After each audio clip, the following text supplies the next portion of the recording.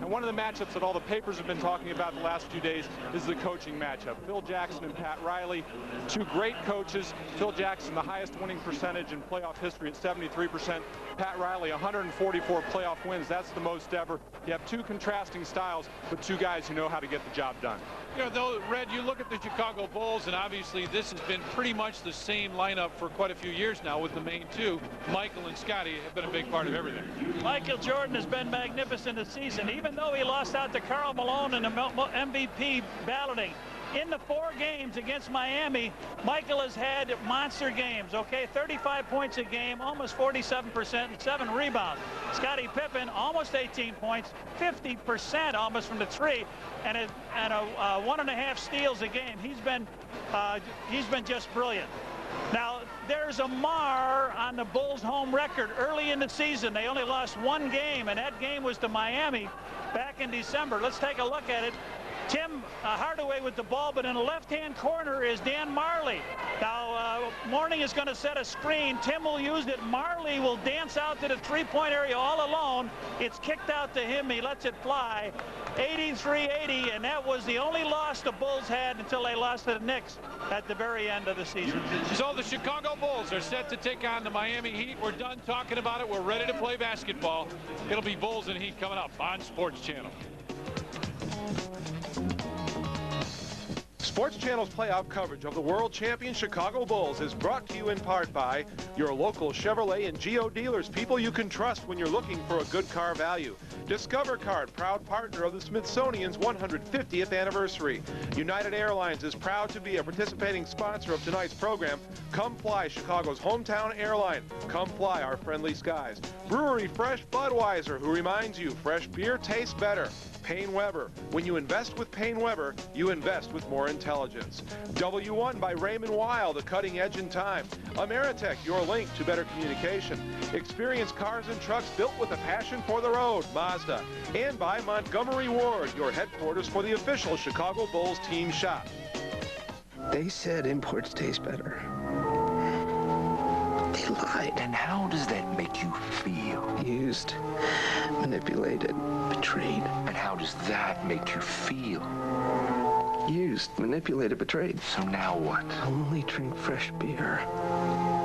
Budweiser. You have made a real breakthrough. You did it on your own. Born on dating from Budweiser. What fresh beer tastes like. You're on the road to freshness. Hold all my calls. Something old and something new will be on hand when Mo Vaughn and Nomar Garcia Parra lead Boston against the resurgent Sox for a Bombs Away series at Comiskey. Tomorrow night at 7 on Sports Channel. We know the Sox inside out. The 97 Mazda 626 LX Special Edition.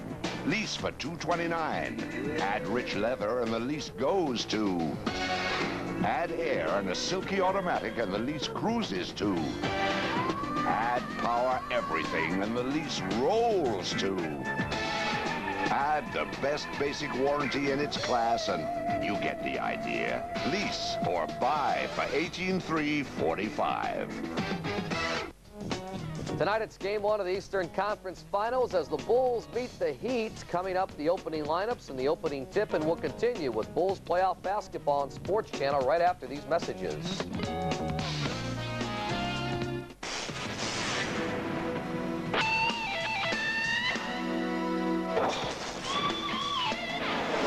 To make it to the sizzling, smoking, red-hot playoffs, you've got to have the stuff, just like Montgomery Ward. We've got Admiral Designer Series top-mount refrigerators for just $4.99, and a Maytag Super Capacity laundry pair. Washer just $4.69, dryer $3.99. Get them while they're hot. Only at Montgomery Ward.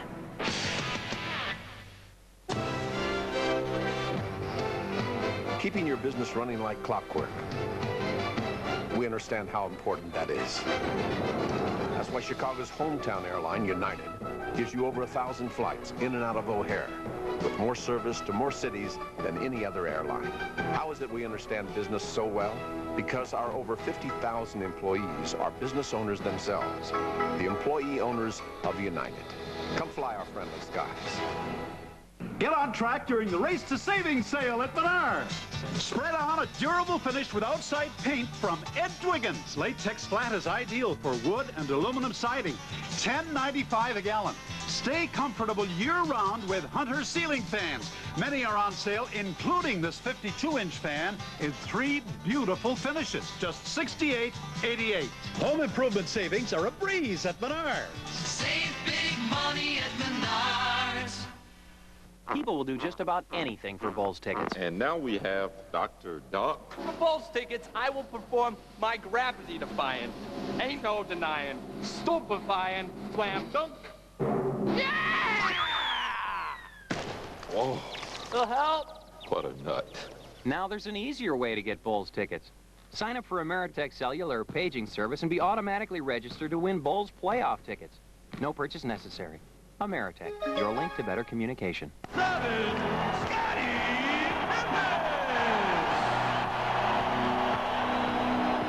on 6 forward from Southeast Oklahoma State. It is Rodman. The man in the middle from New Mexico. 7-2.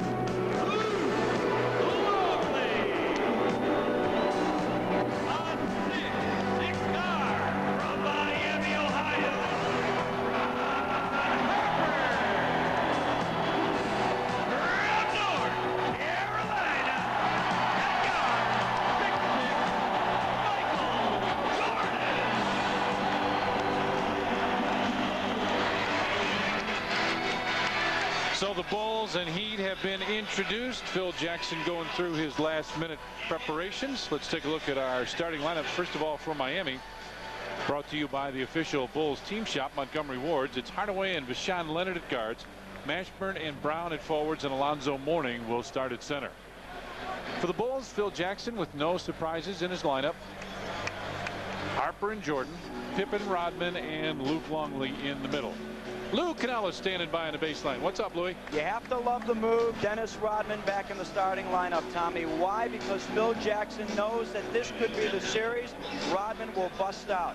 Rodman averaged almost 20 rebounds a game against Miami in the 3 regular season games he played in this season. P.J. Brown, who will go up against, played well the last time these two guys squared off. Brown had 14 boards and 11 points, but one of the other reasons he wants Rodman on the floor, and I'm talking about Phil Jackson, is with Rodman out there, he'll be able to help out defensively on Alonzo Mourning. He'll be able to double team with Luke Longley. So Rodman on the court, look for him to have his biggest game so far in the postseason. Back to you guys. And he's one of the guys that will come across and double team. He's one of the guys that will get after them defensively. You know, they will make different moves. They'll come to double team Alonzo Mourning with different people, but you've got to think that Dennis will be one of the guys to leave P.J. Brown until P.J. proves that he can take the heat, or point of phrase, sorry, but to be able to make something happen in that situation. Take the heat. I like that. Okay, here we go. Loading up for this series, and let's get some of that stuff and save it. Put a little bit of it right up there. Our officials for the ball game tonight: Bennett Salvador, Hugh Evans, and Eddie F. Rush. And Hugh Evans will throw it up at half court. And the crowd is excited here at the United Center. I'm sure you are too, sitting at home. Enjoy it. This ought to be a fun series. Pax, people are kind of poo-pooing this series a little bit, saying, oh, it's not the Knicks. My gosh, it's not the series we wanted it to be. Miami beat the Bulls twice. They're a good team. They're a very good basketball team, and this could be a defensive series. You have 2 of the best defensive teams in the league. The Heat gave up just 89 points during the regular season. That's down to 85 during the playoffs, so they're going to come prepared and ready to play. Quick jump by Alonzo Mourning, just what you'd expect, and the Heat will have first possession. And Ron Harper gets the job right off the bat of guarding Tim Hardaway. Mourning loves to come to the middle, and Luke Longley with the foul on the first possession. And the Bulls did not come in double team that time. He was well off the block, sunk a little bit from Passer and Ron Harper, but Mourning likes that left block, and we're going to see him this whole series planting himself there. He can face up, and you see when he faces up, Luke just a little off balance, and he gets his first foul already. I think Luke made a mistake there. He should have let him hit one outside before you let him take it to the hole. You know he shot 11 free throws averaged 11 free throws in this series. Now, he misses his first one. He shot miserably from the free throw line in the New York series, but you got to let him hit one, I think, outside before you let him go to the hole. His career stats free throw wise, when he was in Charlotte, shot 76 or better 3 straight years. He was at 64 this season and shooting just over 50 for the playoffs. Packs the Bulls in the last series against Atlanta had about a week off and came out very rusty and not very sharp. Same thing happened with Utah last night. How do you guard against that? It's hard. You try to stay sharp in practice, have real good crisp practices, but until you get in the game, you don't know how you're going to react. MJ with the quick turnaround that came up short. Phil Jackson hollered at Hugh Evans, thought there was a foul. Baseline jumper from the corner is a 3. And this is what you have to guard against. Deshaun Leonard isn't great getting his own shot, but you have to match to him quickly in transition. Michael took the shot. He just ran out. No one got to him early. He hits the 3. And a blocking foul called on Deshaun Leonard. The other thing, too, Tommy, is that Miami has a tough time scoring at times. So you want to take away any easy look they get at the basket. That time, just too easy. No one closes out on a guy who's a very good three-point shooter. You're right, Fax. They've had some of the lowest scoring games, especially when they played Detroit. Really low. Bulls obviously going to try and attack Deshaun Leonard. MJ missed that one. Rebound tapped out. P.J. Brown gets it to Hardaway. Tim Hardaway, Chicago product, went to Texas El Paso, played with Golden State, now with Miami, and had a great year. Dennis with the first rebound.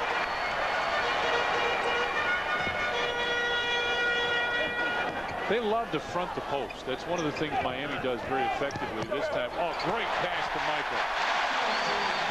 We saw that in the Atlanta series, same type of thing, just on the other side of the floor with Luke Longley making that drop pass to Michael, cutting along the baseline.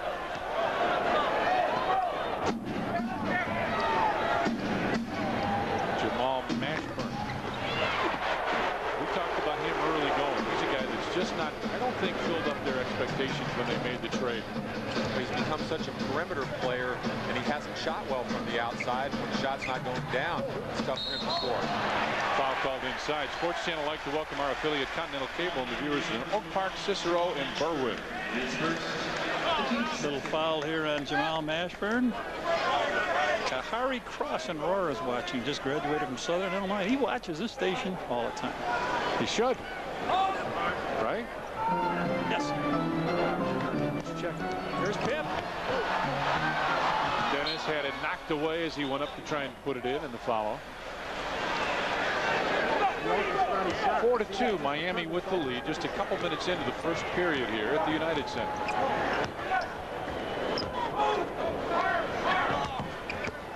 P.J. Brown, one of the Miami Heat with fresh legs, as Leonard gets another 3 from the corner. He just looked and he had Rodman on him, backed up into the corner and hit the 3. They just ran a little rub cut that forced a switch. And if Dennis is going to switch, he's got to go out there and play him at the 3-point line. Alonzo was stepped out of bounds. It'll be Bulls ball. The thing to remember about Miami, this team put up 23 three-point attempts a game. That was #1 in the league. They made over 8 a game in the regular season. That was #1 in the league. So you know you're going to have to guard that 3-point line. If you do switch, you're better off maybe going after him and forcing him to put the ball on the floor, especially a guy like Deshaun Leonard. Push out called on Alonzo Mourning.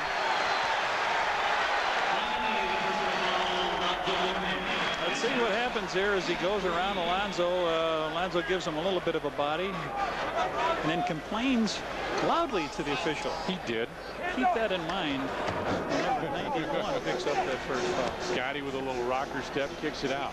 He wants it down low. Luke goes away. Scotty got him in the air, off the glass, and good for Scotty. And I like what the Bulls are doing here early with Michael and Scotty going into the post. They have not double teamed, so you're going to have some opportunities if you take your time to get the move you want. That was a nice up and under by Scotty Pippen. That's a shot I think you got to make him make first. Baseline Luke from 12 bangs it home. And the Bulls are back to 1 against Miami, 7-6.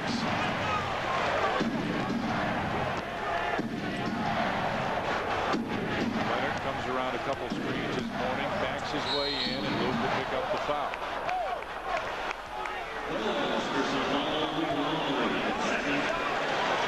At an upcoming Bulls playoff game, 10,000 fans will receive a Bulls pom-pom, compliments of the Chicago Sun-Times. Ryan Williams getting ready to come in the game. Luke will leave with 2 fouls. This could be a good matchup for the Bulls because Mourning's not a 7-foot center. He's 6'10". Ryan Williams has the quickness to stay up with him. We may even see Dennis Rodman at some point guarding him as well. Dennis did it some in the regular season, and I think it happened in the playoffs last year as well, as P.J. Brown missed that one, and Dennis right there for the rebound. Out to Harp, and he's 1 on 4. Harp slowed down. They have a matchup with Hardaway on Michael right now. MJ backs right in on him, off the glass, and good for Michael Jordan. Pat Riley was calling for P.J. Brown to come double, but Michael had him too deep by that time. You're right. The problem they have is that both of their guards are small. So whoever comes back ends up with Michael. They got a problem. And you saw Alonzo Mourning step in for his first base. MJ immediately goes down to the post-up. The Bulls have done this a lot, and Michael hits that. Well, you might as well until they show you they're going to defend it some other way. And Michael has the size and the strength to shoot right over the top of Deshaun Leonard. Bulls fans like the run as the Bulls have taken the lead by 1. But we talked about this too, the fact that Miami has a tendency to do this. They like to play straight up one-on-one. And with Michael, they'll like to see him work. They're going to try to make him take tough shots, but they don't mind seeing him take them as long as other guys aren't involved in the offense. Jamal Mashburn, if there's one knock on him, it's that he doesn't finish very well. You saw that little jump hook that he put up instead of going to the basket hard. If Miami's upset about one thing more than anything else, it's that he just doesn't finish. Scotty goes right to the basket, short, and Alonzo Mourning right there.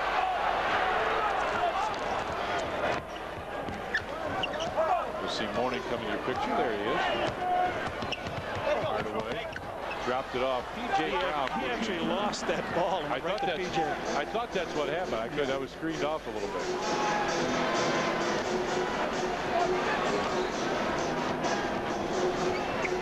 Michael was looking for the lob, instead pops out.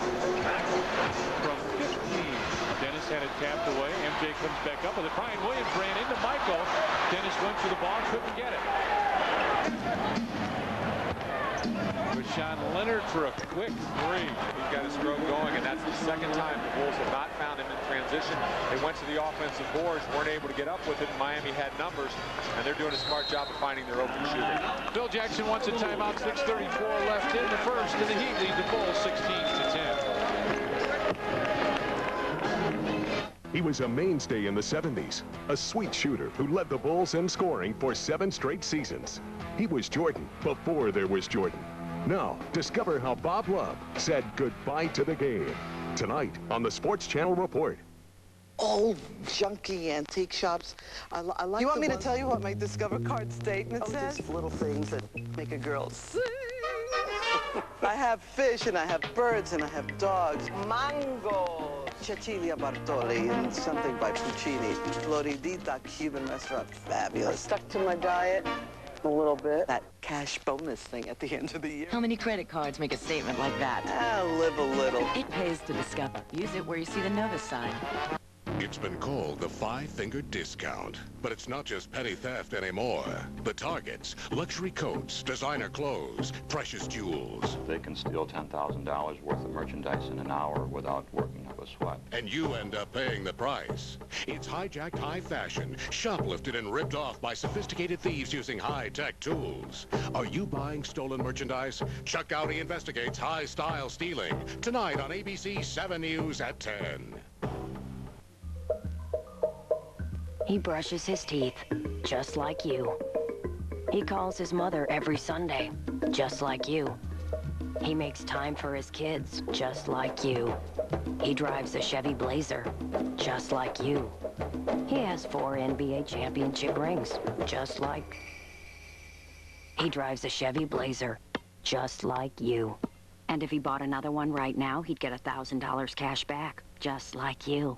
It's been a long year for Miami's Pat Riley. He thought he had a $100 million deal for Juwan Howard last offseason. It didn't work out. Riley said he went from being a genius to a blunderhead in one day. He called it the lowest point in his 30-year career. in basketball. He had a friend help him heal. This friend sent him an English poem.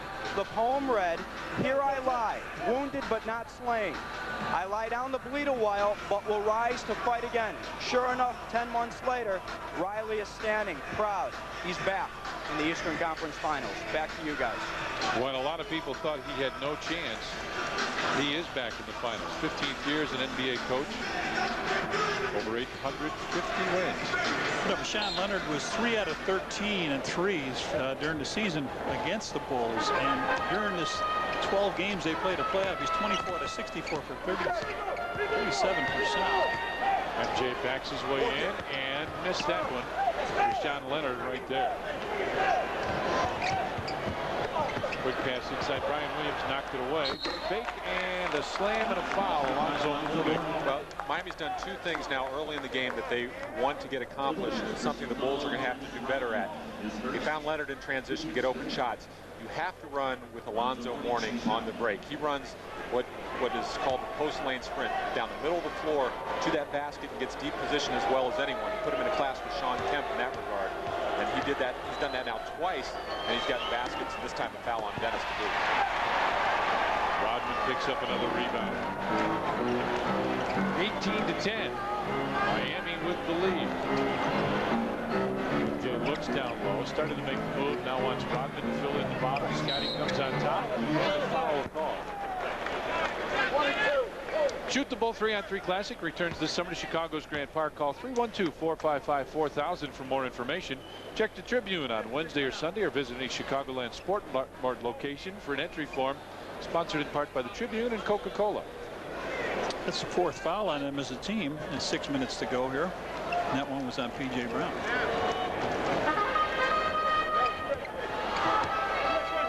MJ comes back out on top. Bulls with a reset. Just about halfway gone here in the first period.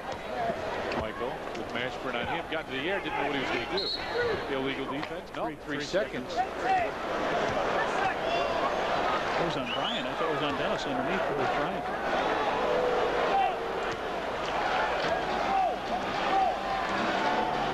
So the Heat with a chance to double the Chicago Bulls in the early going. Tax, is this just what we kind of talked about a little bit ago? As Mourning lost it, Michael right there, try to get it away. Mourning gets it back.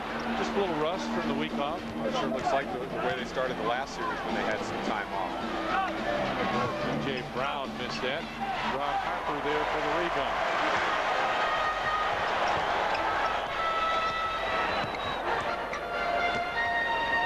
Bulls will set the offense. MJ again wants it down low. Got Hardaway on him. Michael off the glass, fouled by Tim Hardaway. That's twice now that they've gotten in a situation where Hardaway's had to pick up Michael, and Michael's gone right to a post-up and not quick enough to get to him. He knows he's got the strength and the size to shoot over the top of him, and Hardaway just comes into his body there. Even though he doesn't get his hands on him, his body finds its way to him. Pat Riley down there talking now directly to Bashan Leonard, saying, you got to get back. We can't afford to get him hooked up on Michael, just like you were saying. And that's one foul on each one of their starters. Tony comes in. Dennis Rodman will check out. Now this creates a real interesting matchup because P.J. Brown most likely is going to have to guard Tony Kukoc. And though P.J.'s a good defender, it might be an opportunity for Tony to take him off the dribble. Yeah, and then watch for Williams rolling to the hoop as Mourning tries to clean up the drive. Bulls come out with a little pressure defense. Tim Hardaway, we talked about him. He'll take a shot at it, isn't he? You're right. Goes down low. Mourning. Hollering about something. Spins in the lane, and it goes for Alonzo Mourning.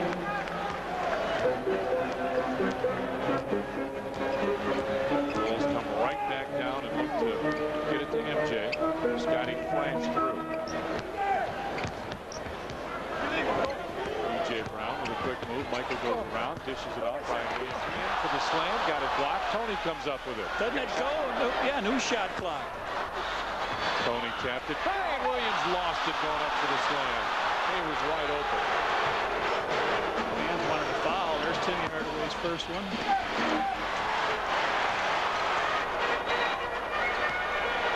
Scotty down the lane, off the glass, would not fall.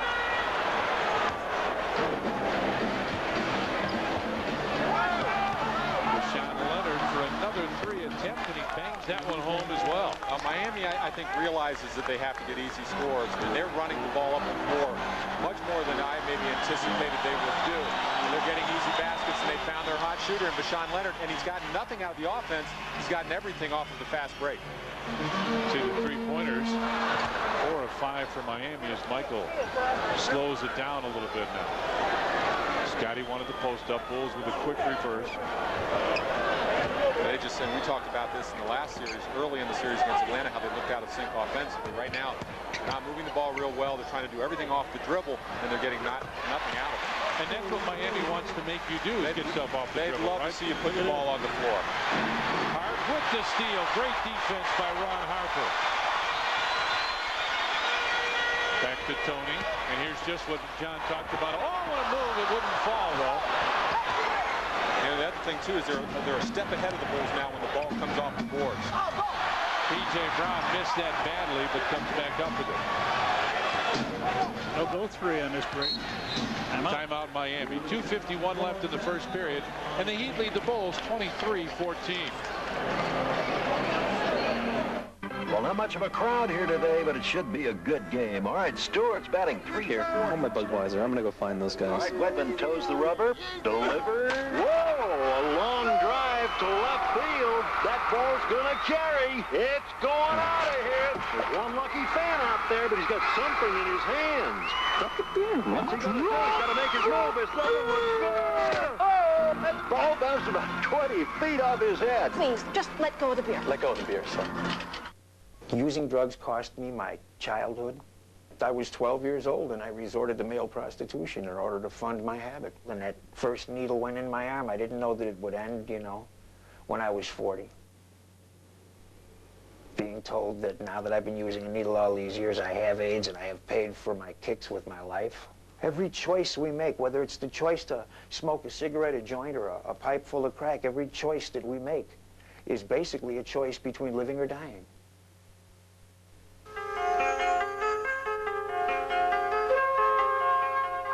Ron of Japan, Chicago's most authentic Japanese steakhouse, invites you to savor Chicagoland's best steak and seafood.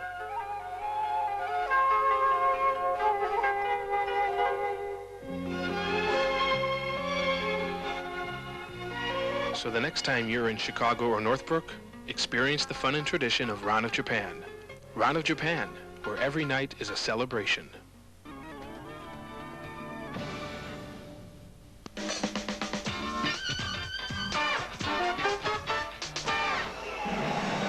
Riley says that he has watched Vashawn Leonard drill 85 of 100 threes regularly at practice. Riley's giving him the name layup because of that. We're seeing why here in the first quarter. Here's number 1 from Leonard. This guy opened up the season, Tom, Johnny, and John, as Miami's number 5 shooting guard behind Sasha Danilovic, Keith Askins, Dan Marley, and Gary Grant. But because he's had such an excellent regular season, he has turned out to be the number 1 shooting guard on this Miami team. He has scored half of Miami's points here in the early minutes of the first quarter. Back to you guys. You gotta, if people have a cure for a bad throat, you could send it to Luke here at Sports Channel. I'm sure he'd appreciate it. So he's struggling. Steve Kerr in the game now. Look at that. He's right around that rim, and he misses it. And an interesting thing is that Steve comes in the game and matches up against Leonard. Phil knows that Steve is very attentive to guys who shoot from range. He's not going to stray from him. He'll match to him quickly in transition. Leaves Ron Harper on Hardaway. Mourning with the catch of the jump shot. P.J. Brown, by the way, came out. Dan Marley has just checked in. Partially blocked, and Steve right there. You have to be aware of where Mourning is all the time. Much like Mutombo in the last series against Atlanta, he's going to roam.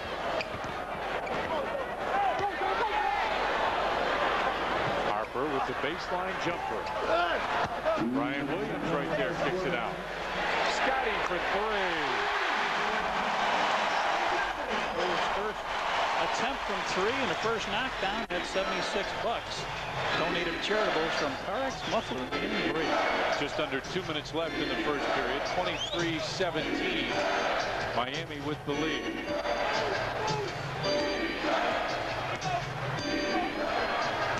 Ashburn backs in with a fadeaway jumper is good. And he likes to shoot over that right shoulder. So from either block, when he gets it from that left, he's going to turn baseline and shoot over his right shoulder. You got to remember when he was with Dallas, he got 50 in this building that first year.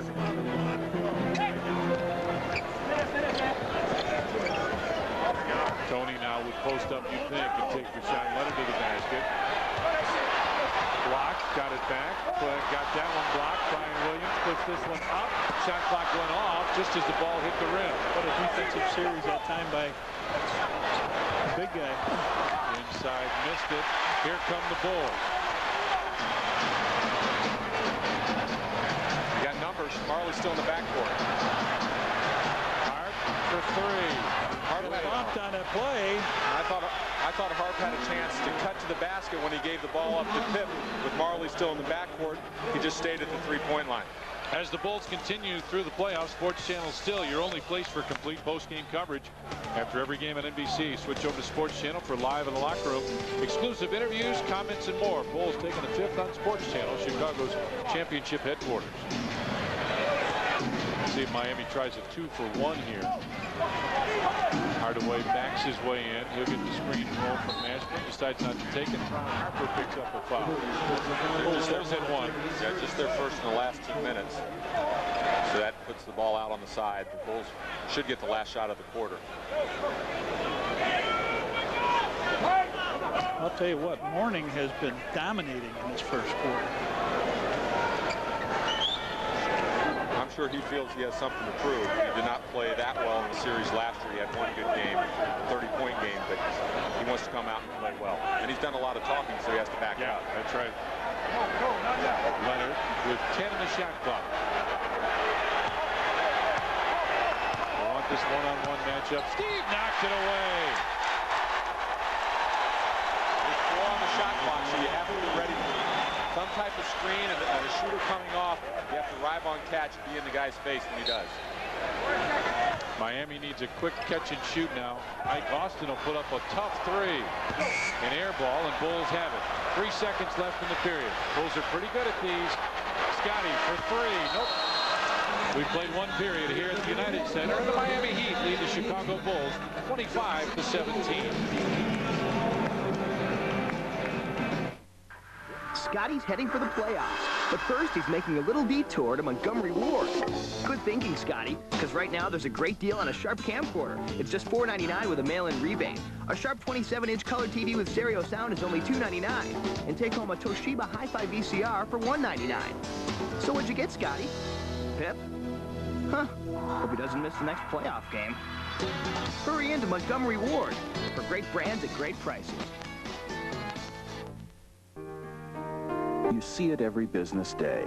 The companies that do well are the ones that take good care of their people, which may explain why more companies of all sizes prefer Blue Cross and Blue Shield of Illinois, where people get easy access to quality care and more choices, more doctors, hospitals, plans, and prices. It's no surprise. The companies that succeed take good care of their people, and so do we at Blue Cross and Blue Shield of Illinois. Back down. Follow through. Never give up. Committed to action. Move fast. Get there first. Committed to breaking news.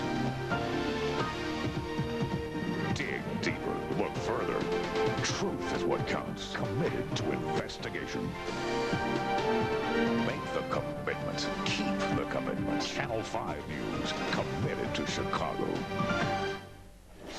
Joe, Speedy Messenger Service just hit a speed bump. What do you mean? Business is great. The phone's ringing off the hook. That's exactly why our biggest account is leaving us. What? I don't understand. They said they've been having problems getting through to us. I don't get it. If they couldn't get through, then how'd you find out? I got a letter this morning. Delivered by their new messenger service. Ameritech, your link to better communication. World champion Chicago Bulls basketball is brought to you in part by Genuine Chevrolet, the cars more Americans trust, and by Bud Light. If you want great taste that won't fill you up and never lets you down, make it a Bud Light. So you talk about what Alonzo Mourning means to this team from a defensive standpoint. And in that first quarter, he was all over the place, challenging shots, blocking shots. 5 in that first quarter alone. And the Bulls are going to have to realize that he's going to be at the basket.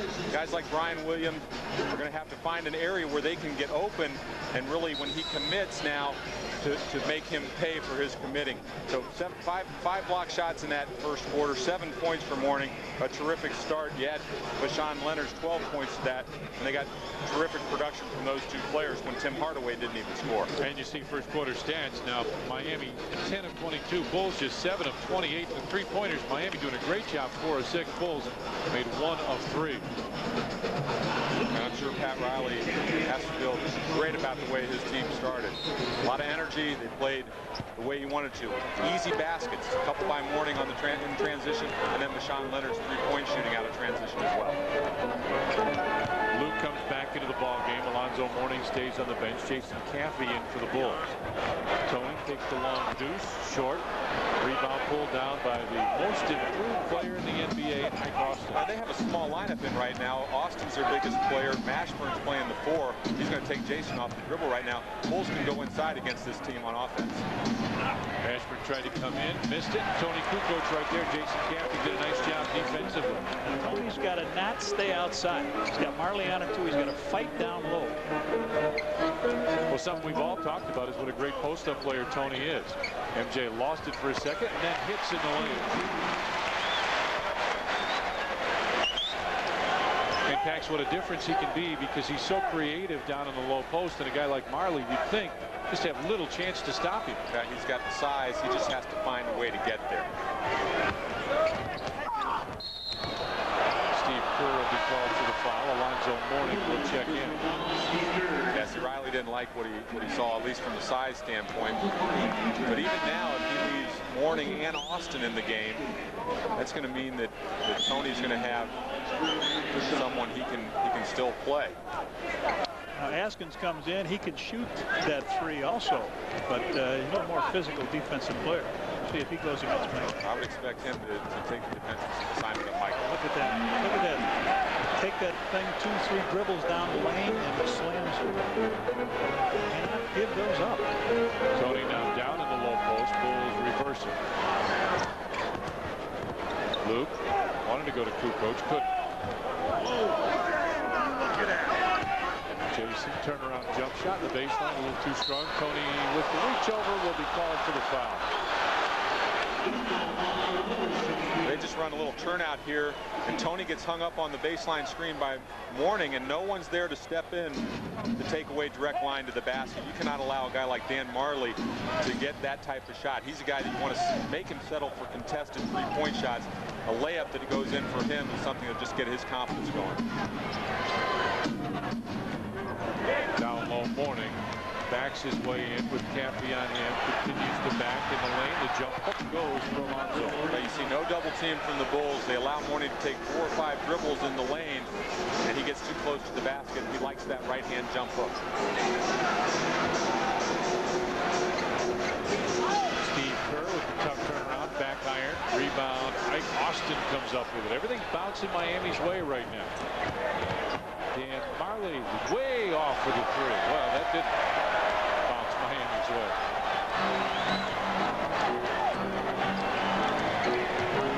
MJ double team now has Mourning go away. Mourning has really played well. He's been a dominant factor. He's not afraid of anybody on the court. Nobody's put any fear in him, and they're stepping away on shots. They're not coming in. He's dominating, and he's got a right to. Tony gets it right back.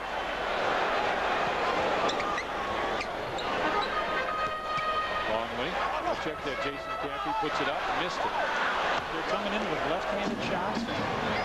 There's nothing going into the hole in one corner now. Back to Luke in. He likes to face Luke. He knows Luke's got size. And that's a terrific move. Good footwork. And he throws Luke, was able to go baseline and finish on the other side of the basket.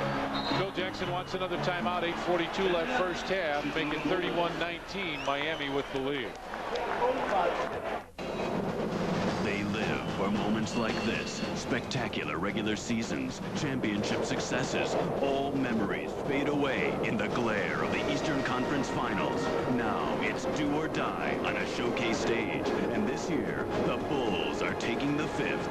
The stars of the game face the fire of playoff intensity when the Bulls face the Miami Heat. The Eastern Conference Finals are here on Sports Channel, Chicago's championship headquarters. She knew where she was headed, and it wasn't to a bigger office with longer hours, where you phone home good nights to your kids. She has her own business now, and along the way found a broker who kept her focused on where she was going. She gave up the big office and a view, but what she's seeing is her kids growing up. How'd she get there? More research, insight, understanding. Payne Weber. Invest with more intelligence. For years, the 16-inch Clincher softball has been a familiar sight on diamonds from Niles to Naperville. The same can be said about the 97 Chevy S10 pickup. Both provide rugged play and long drives at an affordable price. While the ball is the center of activity on the field, the S10 is the focus after the game. With an optional third door providing easy access for bats, balls, and that occasional sprained ankle victim. If only the ball was this big in the pros. Welcome back to the United Center. We're sitting alongside Georgetown coach John Thompson. And Coach, I saw you at Sunday's game, Game 7 between the Knicks and the Heat. You were watching a couple of your former players in Patrick Ewing and Alonzo Mourning. I know it was a tough loss for Patrick, especially after everything that had happened. And there are many who feel that that was his best chance to ever make it to the promised land and grab that NBA title. I'm sure you've spent some time with him after the contest. Give us an idea of how Patrick is feeling. Well, I think he's very depressed about it because of how it happened. I think it's disappointing enough to lose the ball game on the court, but when you lose it based on a decision, certainly you might have some understanding of the decision, but after 80 games of play, that's no consolation. You want to decide it on a basketball court, and at this point of his career, I'm certain that he wanted especially to get out and play. They have a very good team. For Alonzo Mourning, his first trip to the Eastern Conference Finals, Shaquille O'Neal has gone to the Western Conference. Is Zoe ready to be the #1 center in the East? Well, I don't know whether he's ready to be the #1 center in the East, but he certainly is playing well now. And I think he's an outstanding player, and I think his game is in an upward curve, and he's just going to be a great player. Finally, a couple of reports here in Chicago that you might be interested in moving to the pros and leaving the college ranks, possibly talking to Orlando or even the Knicks. Any truth to that? Well, I haven't spoken to anyone. I think I gave an interview in Washington with some friends of mine, and that's really been distorted. I'm curious about the professional game, but I love Georgetown University also. I think it's like everything else. Everything gets bent out of proportion. Thank you, Coach. Back to you guys. 34-19 now, Miami with the lead. The Bulls trying to get something rolling offensively. Tony goes to the basket and gets fouled by Dan Marley. Tony Kukoc will go to the line. Scottie Pippen gets set to check back in. Can I give you a little trivia question? You know that guy Luke was talking to, or that Lou was talking to? John Thompson, yeah. He was an original draft choice of the Chicago Bulls expansion. Drafted from Boston, decided not to come. There he is. I told him, go see if you can do something else in life. You won't make this club. Did you really? No, not really. He just decided not to come and went into coaching. Dennis with the offensive rebound. Bulls need a little energy, a little life. And this may be a time Dennis could help wide that open. out. Shoot it, Steve. You got it. There's a reason you coached in this league, wasn't it? Well, that's 2 possessions. Even the time before when Luke missed a shot, the Bulls extended Miami out defensively. They actually got a good shot. Steve Kerr threw Mourning to him. That's a good sign that the Bulls are finding a little way, maybe a crack in Miami's defense. Boston fakes the shot, goes inside, and Alonzo Mourning goes right to the basket. So 5-on-4 out there now. 36-22 as Jamal Mashburn gets up off the Miami bench.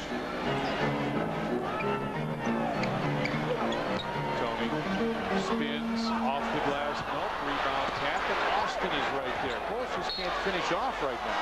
It was a good move by Tony getting to the post. Bulls have capped season ticket sales at 15,000 seats and have started priority number waiting list for seats that may become available in the future. To add your name to the season ticket waiting list, call 312-455-4000. Tony 0 for 6 from the field. That missed both of his free throw attempts. Morning backs his way in.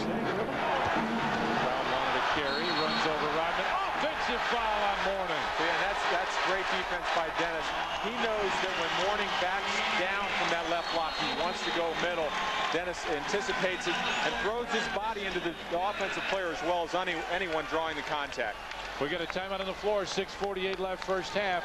Bulls trying to come back. Miami leads at 36-22.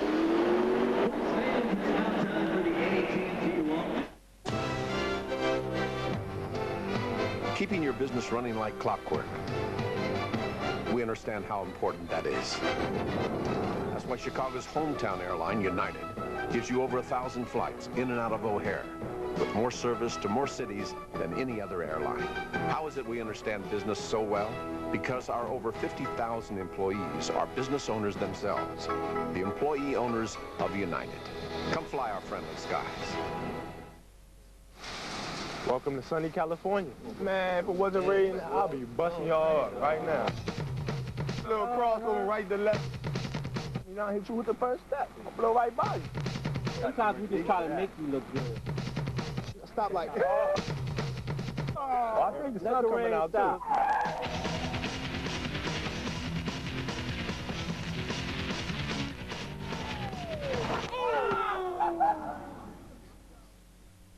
The 97 Mazda 626 LX Special Edition. Lease for $229. Add rich leather and the lease goes to. Add air and a silky automatic and the lease cruises to. Add power everything and the lease rolls to. Add the best basic warranty in its class and you get the idea. Lease or buy for $18,345.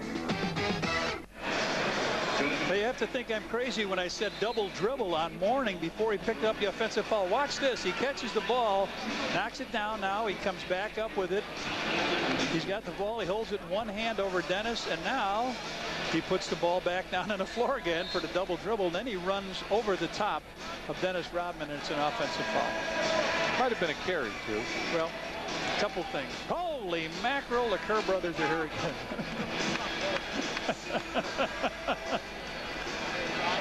We need all the support we can get tonight.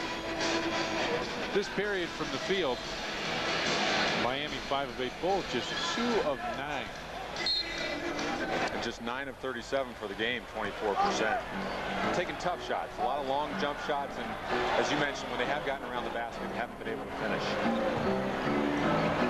Luke started out in the corner, now goes away. Scotty finds MJ in the lane, fakes. Michael with the fadeaway jumper puts it in. He's one of the few guys that has that adjustability. When he sees that big shot blocker come out, they can put some air under the ball. Miami with pretty good ball movement, good screens, and Tim Hardaway hits the 3. That's his first points of the game.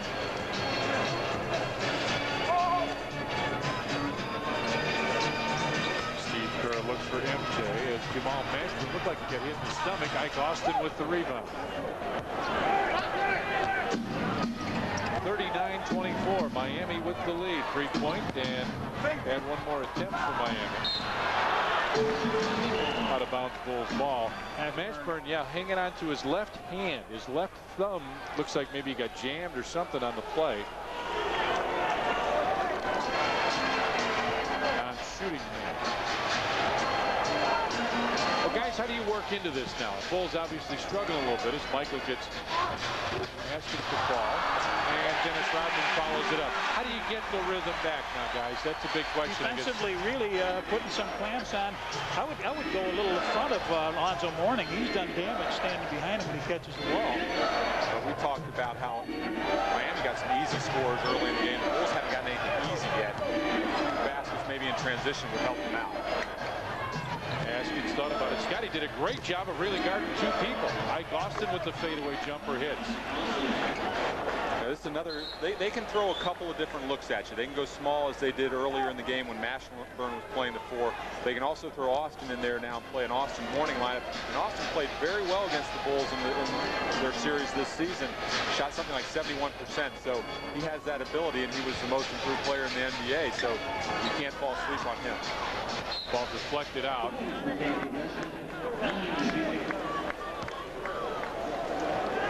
At an upcoming Bulls playoff game, 10,000 fans will receive a Bulls pom-pom, compliments of the Sun Times.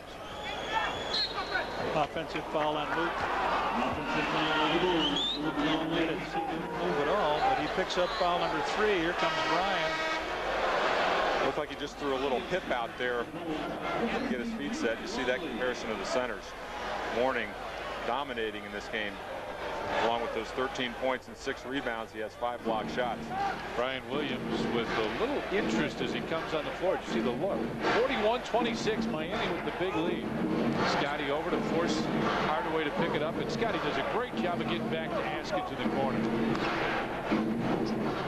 Now the Bulls do run a double team. Askins open for 3 from the corner, and Michael with the rebound. Bulls came with a double team that time against Mourning. Really for the first time in this game. Scotty comes down the lane, puts it off the glass, and a blocking foul called. Scotty will go to the line. Randy Brown will check in for the Bulls.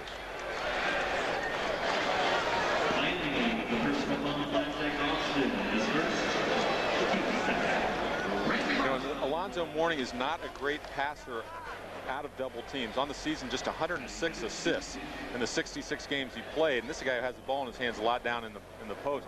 What he does do is turn the ball over 3 times a game. So the Bulls can double team him, but when he puts the ball on the floor and makes that quick move, that might be the time to come also so that you make him give it up on the move, may make a mistake that way. Luke Canella standing by. What's up, Luke? He actually worked with Patrick Ewing last summer on passing out of double and triple teams guys, but as you said, he doesn't look like much better than he did in last year's playoff. Well, the Bulls did the same kind of thing with Shaquille O'Neal a few years ago. They decided to make somebody else beat them, and then was it last year or the year before, they said, all right, Shaq, you beat us. We're going to play you single coverage, and the Bulls destroyed him in the playoffs. He's got a big lead. It's a little easier to shoot these threes. Yeah. As you see Mashburn just get it and line it up, you don't have to worry about missing a couple of those. That's 7 for 12, 7 for 13 now. It is outstanding. Inside Scotty with the quick move. Got it counted, and he's fouled.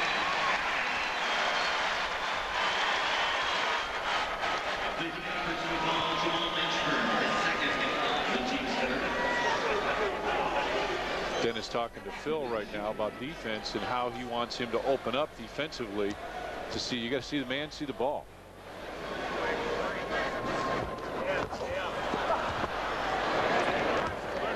And they'll do this sometimes. Mashburn likes to handle the basketball. They'll put him on top of the floor, and they'll put Hardaway down. He likes to post up smaller guards, and it looks like he wants the ball against Randy Brown. Mashburn now goes away as Hardaway tries to back in against Randy Brown. Hardaway continues to back, kicks it out, 4 on the clock. Mashburn missed that. MJ right there. Miami leads it by 14.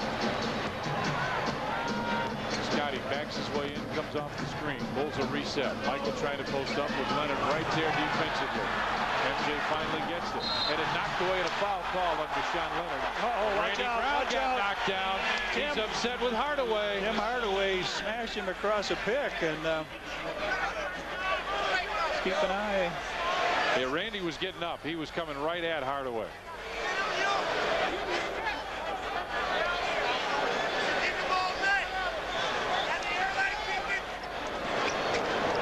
Michael with it down low. Backs in. Short, and a foul called on Deshaun Leonard, and Leonard upset with Bennett Salvador has picked up his 3rd. There's been several times in this first half where the Bulls have thought they've been hit on shots. That time Michael gets the call. He just posts him up again, turns in, and there's Leonard sticking his hand and just gets him on the wrist a little bit. And that's oftentimes enough just to get you out of the the motion of your shot and force you to come up short. Miami calls a timeout. 3:03 left first half. The Heat lead it 44-31. Every play, just tell him to do it. W1 by Raymond Weil. The cutting edge in time.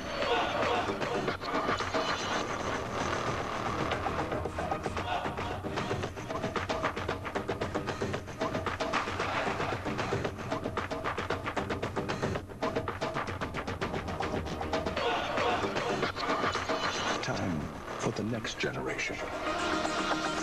W1 by Raymond Weil. All right, who's next? 1, 2, 3, 4, 5 championships. Those horns really work? Come to Subway now and get a Bulls helmet for $3.99 with any fresh value meal. Where's the horn? We have a winner.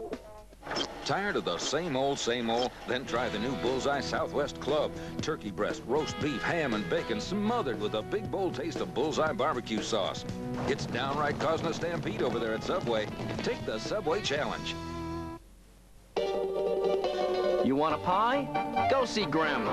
You want it stuffed? Hey, see a taxidermist. You want deep dish? Here's a shovel. But if you're looking for something different, something better, come to Bertucci's for our handcrafted brick oven pizza. You get a light, crispy crust and a sophisticated taste that could only come from a Bertucci's brick oven. Now, doesn't that sound better? Bertucci's. Our brick oven makes it better.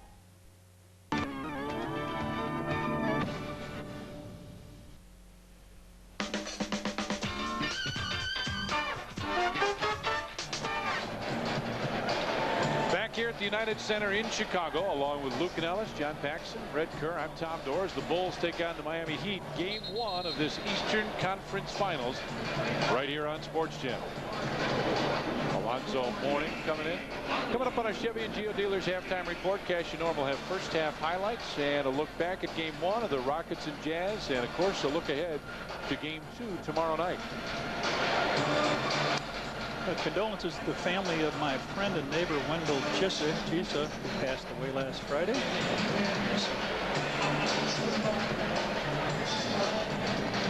Michael Jordan will go to the free throw line. He's got one. 44-31, Miami with the lead. And this is a real important last 3 minutes of the half where the Bulls need to get back in this game. They haven't shot well. Here they are down 12. You'd really like to get this thing obviously under double digits. But find some rhythm to your game where you can feel good going into halftime. Hardaway comes off the screen. Good help by Scotty for a second there, and again he got right back to Mashburn. Alonzo with a flat shot. BJ with the tip. Dennis Rodman right there. Coming up on 2.5 left in the first half. Brian Williams with Mourning on him. It's back to Michael. Oh, MJ split everybody and put it in. Well, Miami generally jumps those screen and rolls real hard and force you to give it up. But Mourning was late coming out that time, and Michael split it and found himself at the rim. Knocked away, loose ball. Scotty's got it. Pip, length of the floor, blocked by P.J. Brown. And now you got to get back and get matched. Jamal Mashburn for three, way off in the Bulls. Oh, Mashburn gets it back inside and lays it in. They just stopped playing. Yes, they did. You got to run back thinking that shot's not going to go in and then capture the ball. See Pat Riley on the sidelines. He's always telling his team he wants them to push it up the floor. He wants them to get back on defense. Run hard is what he keeps telling them both ways. Well, and he's trying to break it down into a simple game. He'd like to get easy baskets, and he's trying to keep the Bulls from getting them. And that's exactly what's happened here in the first half. That's right. The transition has not been good. Uh-oh, that's Brown pushing Williams. Let's see if they got a double. Let's see if they get a double foul on this. P.J. Brown just ran Williams off the ball. He's got a double. 18, a flagrant foul on Williams. Oh, you got to take a look and see what happens here. Did we just see the second part of it? Or did I just see the second part? Right in front of us here. Right in front of us, Brown just ran Williams off and chucked him with an elbow. It just looked like they got tangled up as they came out of the pack. Their arms were locked. But sometimes that's, you don't know when the official picks it up, and you don't know what he sees. And Bennett Salvatore was all the way on the other side of the floor, and he may have seen the second thing. We're not sure because we didn't have the angle on the replay. There's Bennett. Keith Askins comes in for Miami. Dan Marley checks out. Nope, Jamal Mashburn comes out. So flagrant foul and ball on the side. They get one free throw out of it and a chance to get a couple more.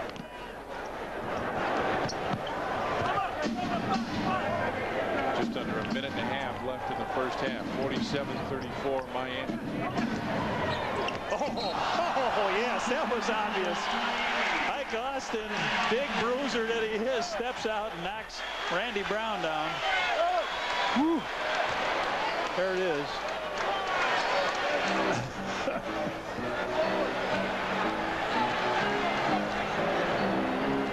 Bulls trying to cut into this Miami lead.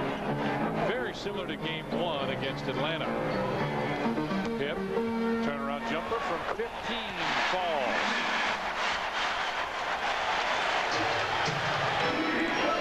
Randy Brown trying to get that hand in just to get a piece of the ball. Under a minute left in the first half. Austin up high to set the screen, goes away and shoots from 16. Bulls trying to get a little run here to close out the half, just what Tax was talking about with 3 minutes to go. See if they can do it now. Michael with the fake, rocker step, long jumper. MJ buries it. And now you come down, you get a chance to get a stop here, and you'll get the last shot. You come up with a rebound and have a chance to cut it down to 7 or 6.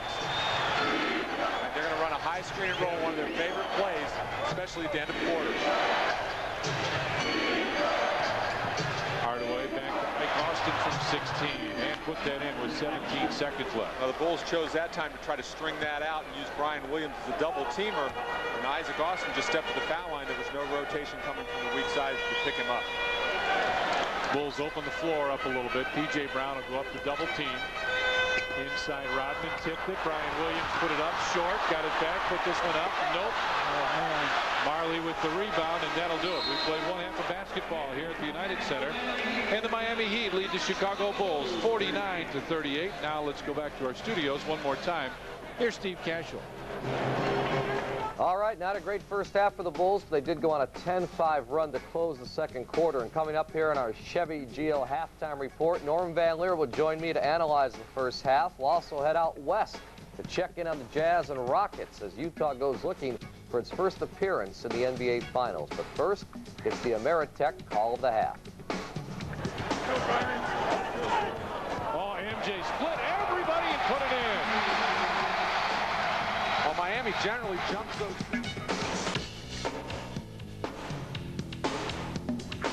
World Champion Chicago Bulls basketball is brought to you in part by your local Chevrolet and Geo dealers. People you can trust when you're looking for a good car value. The owners, managers, and crew who proudly call the McDonald's in your neighborhood My McDonald's. NBC5 committed to Chicago. Gillette Sensor XL and the Gillette Series. Gillette, the best a man can get.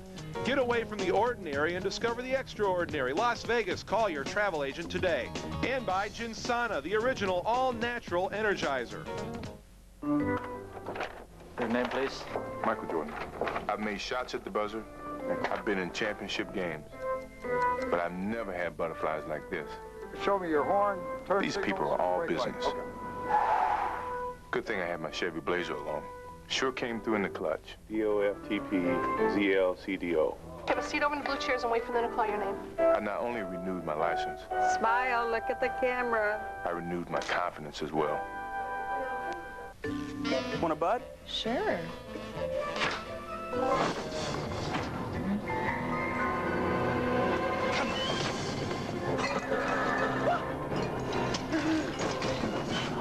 Are you okay? I'm fine.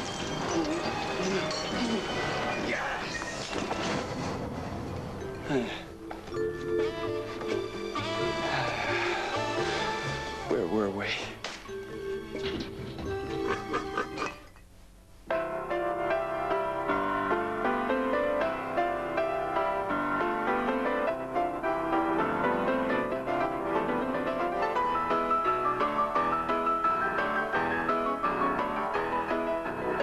Just a reminder, next time you need a little help getting airborne, the 50,000 employee owners of United Airlines would be more than happy to help.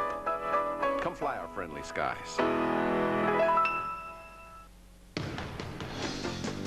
10 years in the league.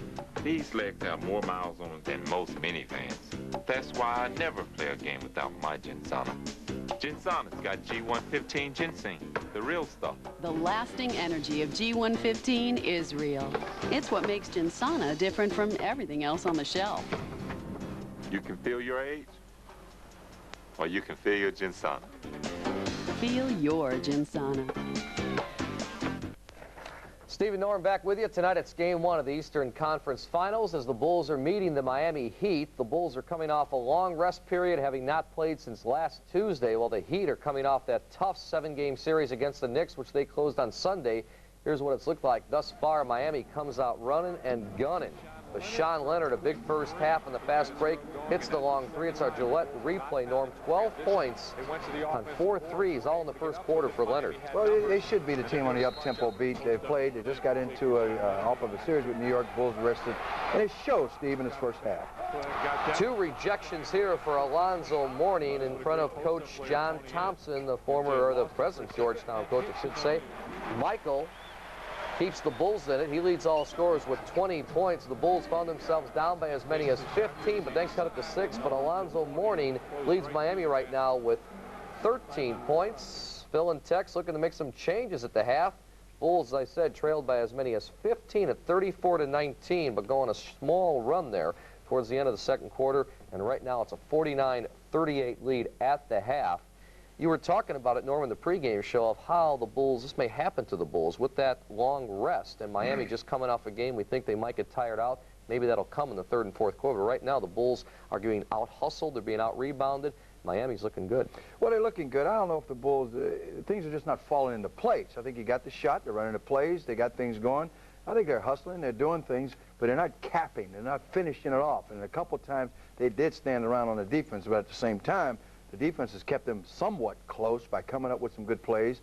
And sometimes Miami might have rushed some shots, but the Bulls came down with some fast breaks, hit a few shots, got into a little spurt, and you feel, hey, the rust is off, let's go. But then it showed right back again. At the same time, you got to go with the momentum. Miami's shown that. They've played well. In most parts, they're playing team ball. Seemed to be a very comfortable game, not a physical, eye-staring, popping game that you think a Pat Riley team would bring forth in playing the Bulls. So right now, Steve, they're playing good balanced ball. Seems like a little lightweights just going at it by hitting each other, punching, filling out. And I like to say the Bulls need to come out, need to exert something in the third period or keep Miami from running out, because that is the most important period. Bulls have been known to come out and score, but they have to watch Miami so they don't jump out to a big lead in that third period. You talk about balance now. The Bulls are not getting much balance. Jordan and Pippen have combined for 31 of the 38 points. Other than that, Steve Kerr 3, Rodman 2, Luke 2. They need some other guys to be scoring, especially like a Tony Kukoc. No doubt about it. Usually when the Bulls play, they're 2 leading scorer. Look, they only have 3 guys in the whole roster averaging double figures of a team that's won 69 games, and I've beaten that to death, but I find that truly amazing. But someone has got to step up. They had shots. You're just kind of blowing it, missing a layup here and there. Another force you got to remember, circle this. Alonzo Mourning's blocking everything and playing ball, and playing Alonzo Mourning ball without the temperament and the attitude that goes with it. There's no flare-ups at this particular time. Good basketball, but at the same time, be very careful in this third period. The Bulls cannot, in my opinion, afford to let this team get out to a 15, 16-point lead and then use up all that energy trying to get back in the game. Keep it even kill, get going, and hopefully the offense starts getting in sync and making some shots and making Miami play a little more defense. All right, still to come, we're going to take a look at the Houston Rockets and their opening game with the Utah Jazz in the Western Conference Finals. We'll also get you set for second half action from the UC as our Chevy Geo halftime report continues. The 97 Mazda 626 LX Special Edition. Lease for $229. Add rich leather and the lease goes to. Add air and a silky automatic and the lease cruises to. Add power everything and the lease rolls to. Add the best basic warranty in its class and you get the idea. Lease or buy for $18,345. We spent so much time working on this, getting it going. And it almost fell apart over who was going to buy the paper clips. We kind of learned the hard way that we just both couldn't do everything. She works on products, new sauces, and I sell. We're in over 200 restaurants now. The big decisions we make together. That's why you have a partner. If I'm laying awake at night, I want to know someone else is too. It's your life's work. Does your bank understand that? So, you want to see my Discover Card statement? I am very, very prissy. Put up or shut up! I love to be pampered. I go have my hair done. I love to go have my nails done, have pedicures, manicures. My biggest weakness would have to be shoes. Cashback bonus award really floats my boat. How many credit cards make a statement like that? I am definitely a shopaholic. It pays to Discover. Use it where you see the Novus sign.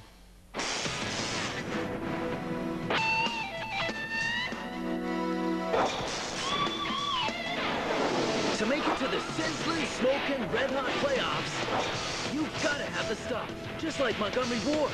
We've got Admiral Designer Series top mount refrigerators for just $4.99. And a Maytag Super Capacity laundry pair. Washer just $4.69, dryer $3.99. Get them while they're hot. Only at Montgomery Ward.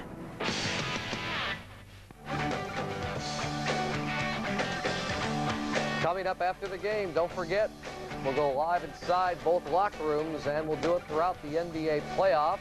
Remember games 3 and 4 on NBC this weekend, Saturday, Monday, but join Norm and I as soon as it's over on NBC. Turn over the Sports Channel.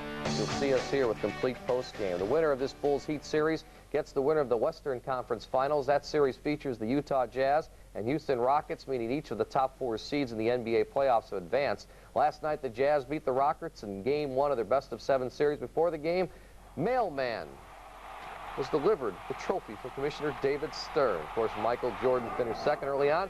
Mailman with some email. Beautiful backdoor feed, cutting Jeff Hornacek from Lyons Township. He had 19. Then Kevin Willis downloaded Charles Barkley. Not a great game for Barkley. Barkley coming alive now. But time running out in the first half. Stockton, the prayer at the buzzer. Yes, everything going Utah's way, especially at home. They're up 9 at the break. Off the long, Barkley missed them. Malone gets the outlet, slams it home. Malone shows why he's the MVP. Utah, very, very difficult. Karl Malone shaking off a hand injury to score 21. Stockton added 16 points, 13 assists. Utah led by as many as 21. Akeem had 30 for Houston, but none in the fourth quarter. And Utah now up 1-0 in that best-of-7 series. Game 2 tomorrow again in Utah. The Utah Jazz looking good. So difficult to beat at home now. They're 44-3 this year at the Delta Center. No doubt about it. That's why you get that home court advantage. It's going to be very difficult to deal with that, you know, if they maintain and get through this. But Houston's very capable of coming back and winning. Yes, they are. I thought it would be a great finals if we can get the Bulls and the Houston Rockets in it. That'd be outstanding. We're going to get you set up for second half action from the United Center.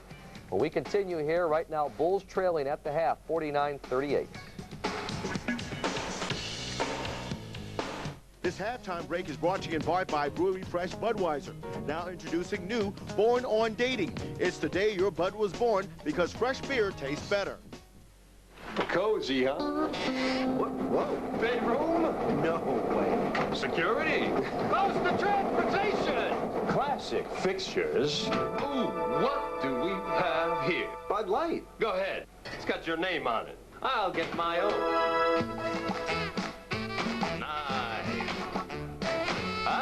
I'll take it. For the great taste that won't fill you up and never let you down, make it a Bud Light.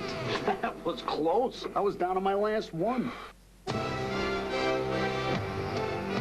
Keeping your business running like clockwork. We understand how important that is. That's why Chicago's hometown airline, United, gives you over 1,000 flights in and out of O'Hare, with more service to more cities than any other airline. How is it we understand business so well? Because our over 50,000 employees are business owners themselves, the employee owners of United. Come fly our friendly skies. Don't back down. Follow through. Never give up. Committed to action. Move fast. Get there first. Committed to breaking news. Dig deeper. Look further. Truth is what counts. Committed to investigation. Make the commitment. Keep the commitment. Channel 5 News. Committed to Chicago. I do not drive to work. I do not drive to get from point A to point B. I do not drive to run away from the world. I just love to drive. The 1997 Monte Carlo. Personal space from genuine Chevrolet. The cars more Americans trust. Now choose 3.9% APR financing or $750 cash back on Monte Carlo. This copyrighted broadcast of the National Basketball Association may not be retransmitted, reproduced, or rebroadcast without the express written consent of the NBA. Norm and I will be hosting a Bulls party on Saturday, May 24th at the Alumni Club in Lincoln Park for Game 3 of this series. There will be free pizza at halftime, also door prizes and free giveaways, including a pair of Bulls playoff tickets. First 100 people through the doors receive an MGD Bulls souvenir glass, all sponsored by Miller. Come join us. We'll have a question-and-answer session with Norm, trivia contest with prizes. Yes, then, of course, after the game, Norm and I will be here on Sports Channel for complete post-game from Miami. Bulls right now trailing by 11 in Game 1, 49-38. What do the Bulls need to do to win? First of all, a good, strong attitude in the third period, just like my good friend George Berger of the Sun-Times. Keep up the good attitude. He's not feeling well right now. That's what the Bulls are going to do. George, get well. Bulls are going to come out smoking. And they're going to win. Yes, they are. They better. They're a little rusty right now, Steve, but they'll get it. Should be a good second half. It's about to start right now. Bulls trailing the Heat. Following these messages, head back out to the UC, and we'll rejoin Tom, John, Pax, and Little Lou for the call of the second half. Norm, you're killing me. We'll see you after the game. Something old and something new will be on hand when Bo Vaughn and Nomar Garcia-Parra lead Boston against the resurgent Sox for a Bombs Away series at Comiskey. Tomorrow night at 7 on Sports Channel. We know the Sox inside out. To impress the gentler set, one mustn't allow perspiration to run amok. Thus, new Right Guard Clear Stick, a new superior approach to powerful protection. All the wetness and odor protection of a white stick, now in a powerful clear stick. So clear, there's no flaky white stuff. Now perspiration hasn't a chance with this new advance. New Right Guard Clear Stick. Anything less would be uncivilized. Distinct, capable, real. The new 97 Jeep Wrangler is still what it's always been, but better. Southwest Jeep Eagle has one for you and much more, including Jeep Cherokees, Grand Cherokees, and a huge selection of pre-owned cars, plus an award-winning service department to provide your car with care of the highest standard. And at Southwest Jeep Eagle, your business is always welcome. Bad credit, even no credit, you can finance. If you want people who are down to earth but expect savings that are out of this world, visit Southwest Jeep Eagle on the corner of Archer and Kedzie. No, I'm not a professional basketball player, but even in my business, sometimes you have to kick some butt to stay ahead of the competition. One way I do that is with the cell phone I got from Triangle Electronics. At Triangle Electronics, anyone can get a phone. No contracts, no credit checks, no deposits. Get a Motorola phone and 30 minutes of Ameritech airtime for $119, and we'll turn it on while you wait. Call 1-800-662-4536. World Champion Chicago Bulls basketball is brought to you in part by W1 by Raymond Weil, the cutting edge in time. Montgomery Ward, your headquarters for the official Chicago Bulls team shop. And by Discover Card, proud sponsor of the Smithsonian's 150th anniversary. Welcome back to the United Center. We're standing alongside assistant coach Frank Hamblin. 31% shooting, 38 points. Not the offense you guys were looking for in the first half. What isn't happening? No, that kind of tells the story about it as far as we were concerned the first half. And, you know, even though we were rested, it looked like we had a little rust on us, especially Tony and Brian Williams. I think they combined for 0 for 11. We only got 3 points off our bench, and Steve Kerr hit a three-pointer. We beat them on the boards. We only had 2 turnovers, so, you know, hopefully we'll get a rhythm on our shot. They had 7 3-pointers in that first half. How do you shut down those guys? Well, you know, it's all about knowing where the shooters are. You know, we have to find Bashan Leonard on every possession, in transition, just know where he is, stay attached to him at all times. Also Marley and also Hardaway. Thanks, Coach. Thank you. Back to Tom, Johnny, and John. All right, thanks, Lou. You always know there is an awful lot of interest in Chicago Bulls basketball, but look at all this stuff. Transmitters and wireless stuff and cameras. Most of those are for still shots. I thought they were all for Luke and Ellis, actually. Let's take a look at Payne Weber first half stats.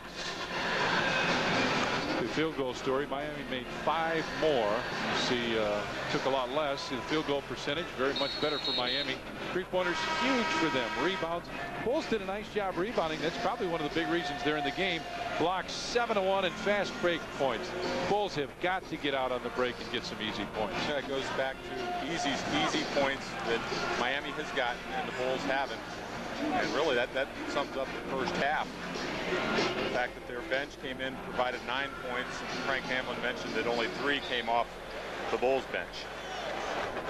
And the other thing is that you got 31 of your 38 points from 2 players, Michael Jordan and Scottie Pippen. Only 2 each from Rodman Longley. You got to have better distribution of shots and better scoring distribution if you're going to win this game. And is Miami happy, do you think, with their defensive effort, getting Michael to work hard for his shots and making the Bulls dribble the ball a lot? Absolutely. They made him take 19 shots, and that's what they want. They want him to work hard for every shot. He shot 8 of 19, so his percentage wasn't even that good. But he was the bulk of their offense. Dennis hit the shot, but he had traveled before he had taken it. So that's a turnover for the Bulls. They were pretty good. Only 2 turnovers in that first half. But you know what? Even more than that, they only forced 4, and that's a bad sign for the Bulls. Scotty almost gets one there, but coming into the series, the Bulls have turned their defense up. They were forcing over 17 turnovers a game, and only 4 against the Miami team is not good enough. And that's a sign that your defense hasn't been as aggressive as you'd like it to be. That was the first overplay we've seen, really, by the Bulls. Got to come out and get a piece of that ball. Hardaway picks up his dribble, finds Mourning. Hardaway, quick jumper from the wing, and Luke capped it, got it. 49-38. Bulls trying to get this under double figures. MJ never saw it coming, saved it. Dennis got it. Ron Harper for 3. Second 3 by the Bulls, and another, $76 goes to charitables from Carex, Muffler, and Brake. Mourning. Backs his way in against Luke. Harper comes over to help. Good recovery.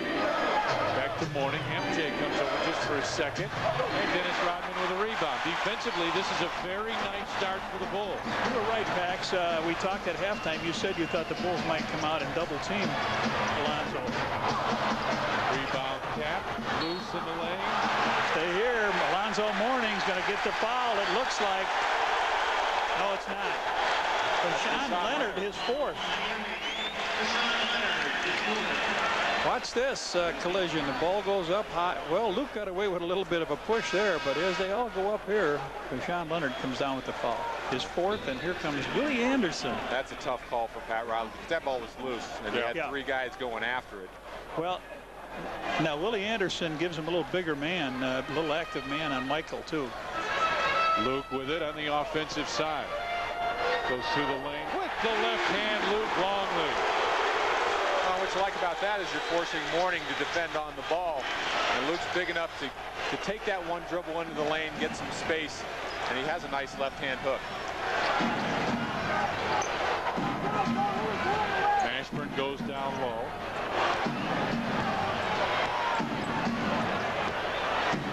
Mourning backs his way through. Tough shot, Alonzo Mourning. Scottie Pippen wanted a travel call. And we saw in the first half, Dennis Rodman was able to take that middle penetration away, throwing his body in there. Luke may not be quick enough to stop Mourning's rush to the lane.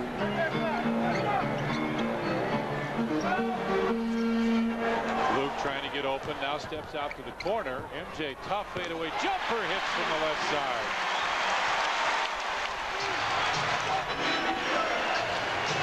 Bulls got it down to 6. This is as low as it's been in a long time.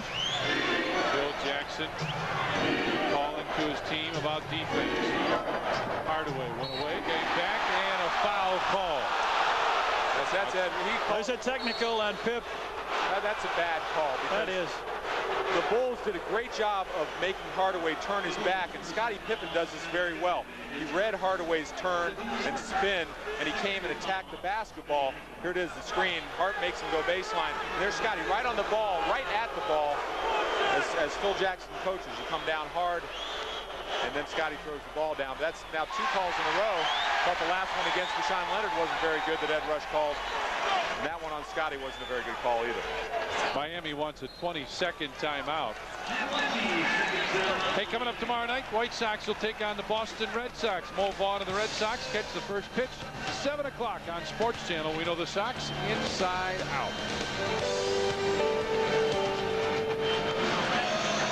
Well, the Bulls have come back here in the third quarter. Defensively, they've made things happen. The only thing offensively I think that was really outstanding was Luke going to the basket with that lefty hook. But Johnny made the point in the first half, how you get your rhythm back on offense is on defense. Well, and that's always a great mark. We saw that in the 2 previous series, the fact that they got their offense going by playing good defense. Yeah, you got Longley a basket, but Ron Harper hit that big 3 too, and you could feel the crowd start to rise when he made that. Carlton Fisk in the audience this evening. Number 72. Dale Challen and his wife Meg. Dale, the new pro at Ruffled Feathers Golf Course. Congratulations to him. American Golf Corporation. He's director of golf promotions out there. He'll do a great job. Good announcer for Sports Channel. Oh, yeah. Good profile.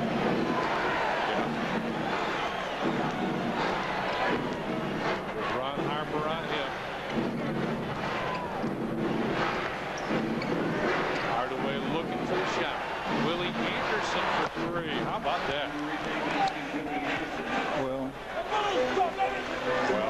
they chased Hardaway around long enough, and he just looked for the open man once he got double. Harp for 3, tries to hit. Can't. Luke comes over the back and picks up the foul.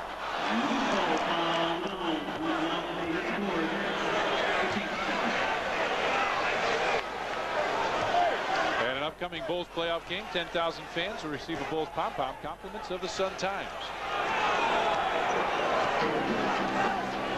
54-45. Bulls made a little run, but Miami has come right back. Mourning way out high. Mashburn comes inside, blocked away by Michael. Scottie with the save. Run, Luke, run. Scottie for 3. And 76 more butt. Veritable from RX Muffler and Brake. 3-point shooting. Both at 50%. Mourning goes inside, but hold on, no Mourning looks hurt. Is down. Luke has picked up his 5th, and on the play, Mourning now waving his teammate away. Wants a timeout.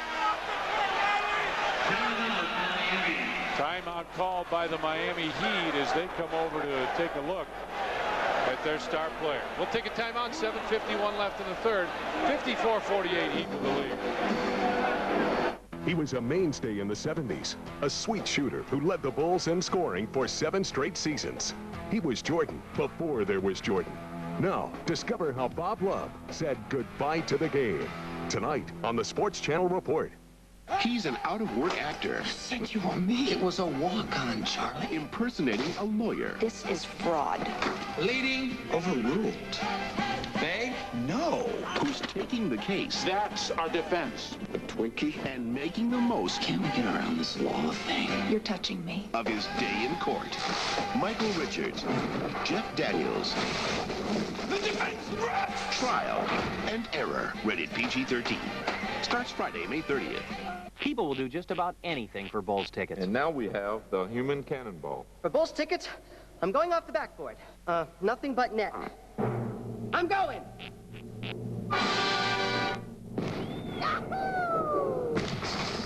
Ooh, air ball. Now there's an easier way to get Bulls tickets. Sign up for Ameritech Cellular paging service and be automatically registered to win Bulls playoff tickets. No purchase necessary. Ameritech, your link to better communication. So today we say goodbye to Wallace and honor his last request. as he travels to that final destination in the sky. Gee, she's taking this hard. She really loved that car. Goodbye, Wallace.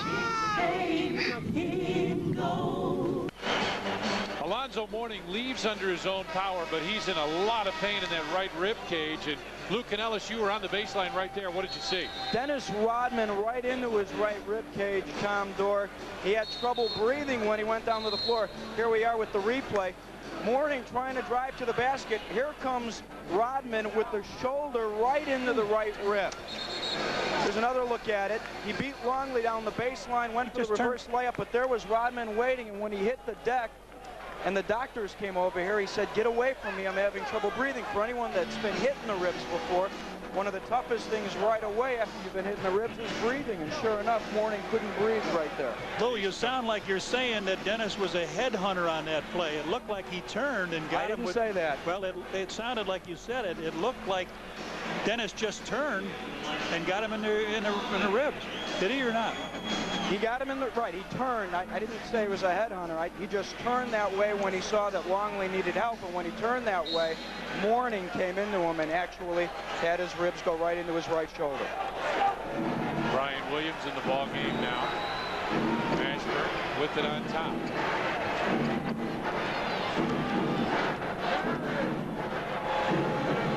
Mourning wants to go into the middle. Instead goes on top. Anderson hit a three there from a second ago. Missed that one. And Dennis Rodman tracks it down. You see Michael does a double teamer now. He's coming out, making Mourning give the ball up. And actually, Alonzo didn't give a very good pass out to Willie Anderson. He had to gather down by the floor and raise up and shoot it. It's Dennis's first 10 rebound game since that last series. I don't think he had one, did he? MJ with the turnaround. I don't think he had one in that Atlanta series. Michael over 23 points. That's another donation from your local Chevy Geo dealers to the James Jordan Boys and Girls Club. Mourning backs his way in. Scotty came that time to help, and a foul called. Brian Williams called for the bump. If you know the double team is coming from the top of the floor, and you can't allow them to spin back baseline, that's what Brian did that time. Scotty was coming, but it was a little too late. Michael out of the post. Little turnaround. Up and in. Alonzo Mourning has split free throws. For the first year the Bulls played Charlotte in the playoffs, and we put a stopwatch on him at the free throw line. Shoot the Bull 3-on-3 Classic returns this summer to Chicago's Grant Park. Call 312-455-4000 for more information. Check the Tribune Wednesday or Sunday, or visit any Chicagoland Sport Mart location for an entry form. Sponsored in part by Pro Player and Columbia Healthcare and AT&T. 56-50, Miami with the lead. Bulls just chipping away.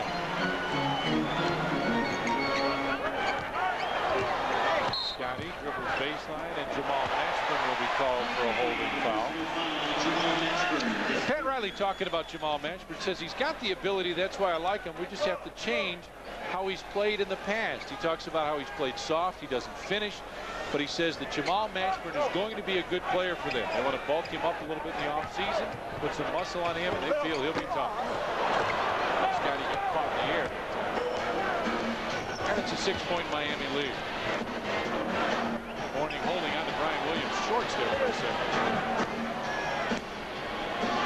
And Michael over, looking for the help. And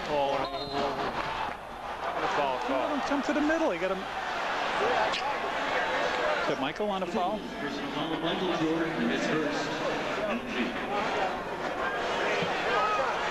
He goes to the middle. Patrick, I mean, you look at Patrick Ewing, this guy from Georgetown, he put it down, put that left shoulder down and go right to the middle. I think it's something that Pat Riley has taught his post players over the year. He taught it with Ewing in New York, who tries to go middle from both post positions, either left side or right side. And we've seen Mourning, he forces issue oftentimes to get in the middle of the floor. We're going to time out. 6:19 left in the third. The Heat lead the Bulls 57-50. Welcome to sunny California. Man, if it wasn't raining, I'll be busting y'all up right now. Little crossover right to left. You gonna hit you with the first step. I'm gonna blow right by you. Sometimes we just try to make you look good. Stop like that. Oh, I think the sun coming out too.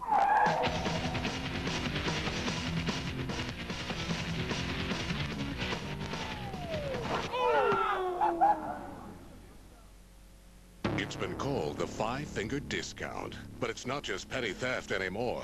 The targets, luxury coats, designer clothes, precious jewels. They can steal $10,000 worth of merchandise in an hour without working up a sweat. And you end up paying the price. It's hijacked high fashion, shoplifted and ripped off by sophisticated thieves using high-tech tools. Are you buying stolen merchandise? Chuck Gowdy investigates high-style stealing tonight on ABC 7 News at 10. Scotty's heading for the playoffs, but first he's making a little detour to Montgomery Ward. Good thinking, Scotty, because right now there's a great deal on a Sharp camcorder. It's just $4.99 with a mail-in rebate. A Sharp 27-inch color TV with stereo sound is only $2.99, and take home a Toshiba Hi-Fi VCR for $1.99. So what'd you get, Scotty? Pip? Huh. Hope he doesn't miss the next playoff game. Hurry into Montgomery Ward for great brands at great prices.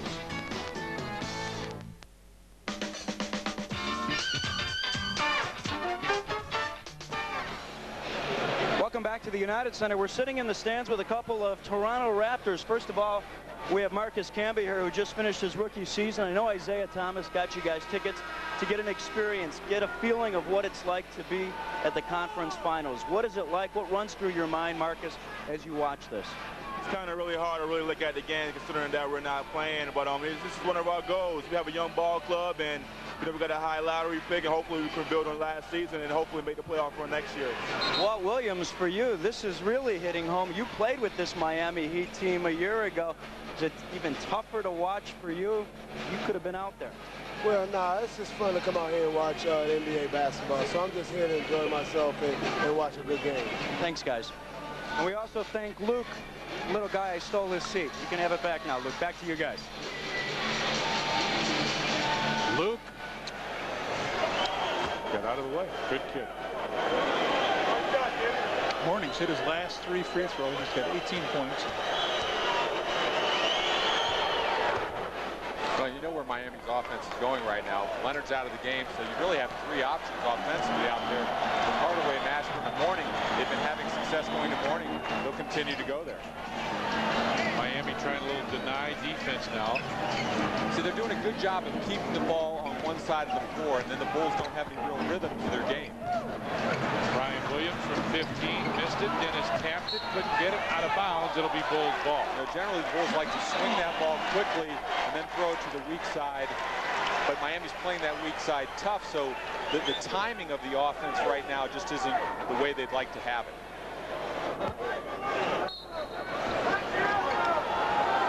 I think anybody knows who's played any sport, the timing is just, if it's not there, you can tell. You're just way out of sync. When it is there, it's a lot of fun.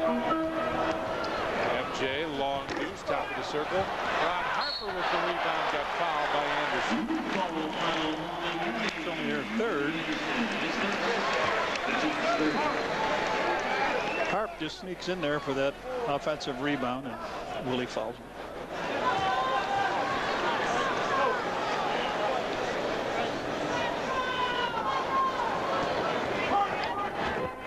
Brian Williams trying to post up, and again, they deny that post up, and the Bull player just gets out of the way. Jay continues to back. Mourning comes over to double team, and a holding foul goes on Willie Anderson. Now, if they continue to come at Michael, you're going to have offensive rebound opportunities if Michael takes the shot. One of the things I've always felt about Michael, he reads double teams so well. He knows where it's coming from, and most times he spins away from it and tries to beat the guy then and turn and shoot. And if they're not on the offensive defensive glass, you have great opportunities to get a rebound. And Paxi knows where his teammates are. Scotty inside strong, and a foul called on Alonzo Mourning. And that's nice to see. Scotty going at the basket and attacking. You see so many times where the Bulls might settle for the perimeter game. That's a good hard drive and taking it right to the face of Alonzo Mourning. You know, Dennis Rodman got a rebound back, and Harper got one back, and the Bulls get 3 fouls on this possession. Puts them over. It puts Miami over the limit. With Pip shooting that time, he's got 15 now. There's that double team. Michael sees Mourning coming. He goes baseline. and he's so quick that it forces Willie Anderson to put his hand on him. But you see the gap there where Brian Williams is. He's wide open. 58-52, Heat with the lead. MJ 10 of 22, rest of the team 10 of 38. Hardaway with it on the wing. Oh, hard to steal. Pip looks up the floor as he brings it down, kicks it over Brian Williams baseline. Jumper goes in, and Miami runs it down. Pat Riley is screaming at his team. Timeout call. 5:05 left in the third, and the Heat lead the Bulls, but it's down to 4.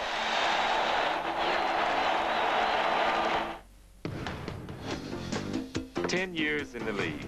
These legs have more miles on them than most minivans. That's why I never play a game without my Gensana. Gensana's got G115 ginseng, the real stuff. The lasting energy of G115 is real. It's what makes Gensana different from everything else on the shelf. You can feel your age, or you can feel your Gensana. Feel your Gensana. I whack the weeds. So you want to know what's on my Discover Card statement. I'm a camp cook, and a bad one, but I've got a good stove. And he loves to chase that. The Cashback Bonus Award. It all folds up into a carry-on. She loves to get flowers, and I love to give them. How many credit cards make a statement like that? Well, the toughest thing about buying a wetsuit is trying them on. It pays to Discover. Use it where you see the Novus sign. Look who's trying to win Bulls tickets. Next up is my old teammate, John Paxson. Hey, Pax. Scotty, I'm going to win those Bulls tickets by recreating my game-winning shot. Has it been that long? Come on, Scotty. You remember Game 6, Phoenix? You were there. Hold on, one more time. Oh, that was a break. Not going to happen. Now there's an easier way to get Bulls tickets. Sign up for Ameritech Cellular paging service and be automatically registered to win Bulls playoff tickets. No purchase necessary. Ameritech, your link to better communication.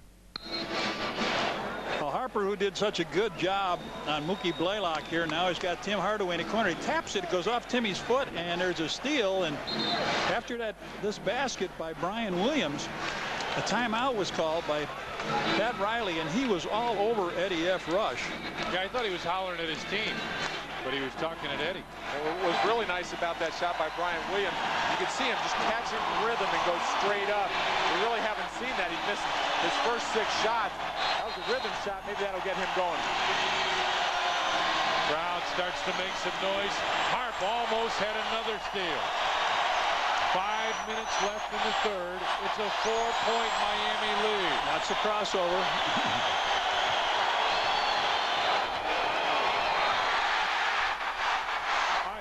Scotty with Morning to beat. Pip off the glass. Brian Williams there strong for the rebound. And the Bulls now will slow it down. No, Scotty for 3. Oh, how about that? Big 3 and Mashburn's plus. Another $76 goes to Charitables from Carex. It's a 1-point game here in Chicago. The Bulls have done it defensively. Across the floor. Anderson stops, gets it off, loose ball. Dennis comes up with it. Bulls will push it up the floor now. They're just much more aggressive down on the defensive end, running at the double team and creating turnovers. With Hardaway, a smaller guy on Mike. See if they come and double him. Fade from no difference for the lead. The Bulls have come back to take the lead over Miami. And Riley's already used a couple timeouts to try to stop this run. So he's kind of at a loss right now because he doesn't want to burn another timeout. They need a basket badly. Fans on their feet here in Chicago. A 16-7 run will continue. Rodman saves it. Nope, he was out of bounds. Well, it's a good thing it is. He didn't, because it went right to P.J. Brown. But what a great job again that Harper is doing on Hardaway. I've kind of felt that Harp's been the unsung hero in this entire playoffs. Oh, yeah. He did a great job on Blaylock, and he's come up with big shots. And here in the third quarter, that first 3 that he hit started this run and got the Bulls back in the game. They're going to put 12 seconds on the shot clock, I think. Yep, that's what it is now. 12 on the shot clock. 3:34 left, third period. Well, they try to get a little stronger. They bring Ike Austin in, and they got Dan Marley in also.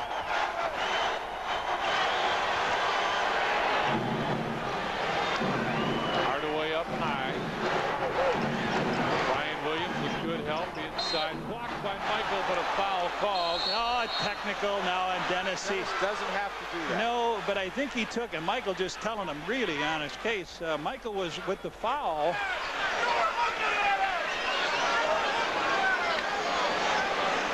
They ran a screen and roll that allowed Hardaway to come off. Brian Williams chased along, and Mourning just rolled right to the basket. And Dennis turns his body, throws the hip in. That's where the foul was called. And then we don't see it. Well, we'll see it from that angle, just a little push.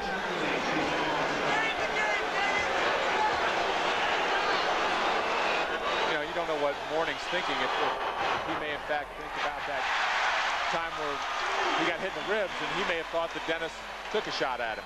Now, Hardaway missed his second technical foul in this quarter. MJ just grabbed Dennis by the uniform and threw him down. We need you, he said. Yep. Do not get in any more trouble. So, all these free throws in a row here now by Alonzo Mourning, 4 in a row.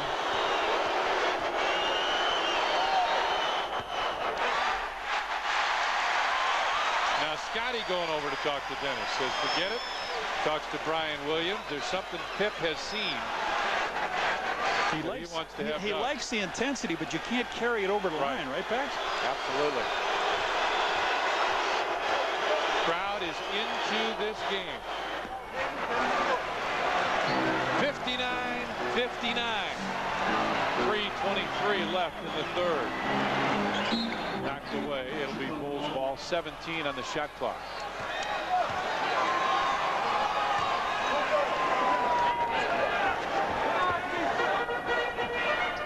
Michael down low, the post up with Anderson on him.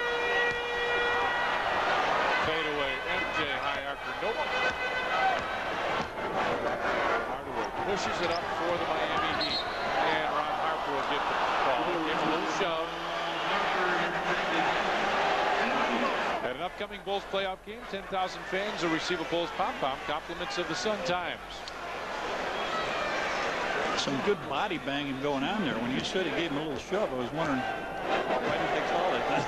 It's just a little love tap compared to what else is going on, right? Well, they've done a really good job on Hardaway in this game. He's just 1 of 8 from the field. He hasn't gotten any real good looks at the basket. Even though Hart fouled him that time, the idea is you want to meet him above the three-point line, not allow him to dribble up there and size you up and take that shot.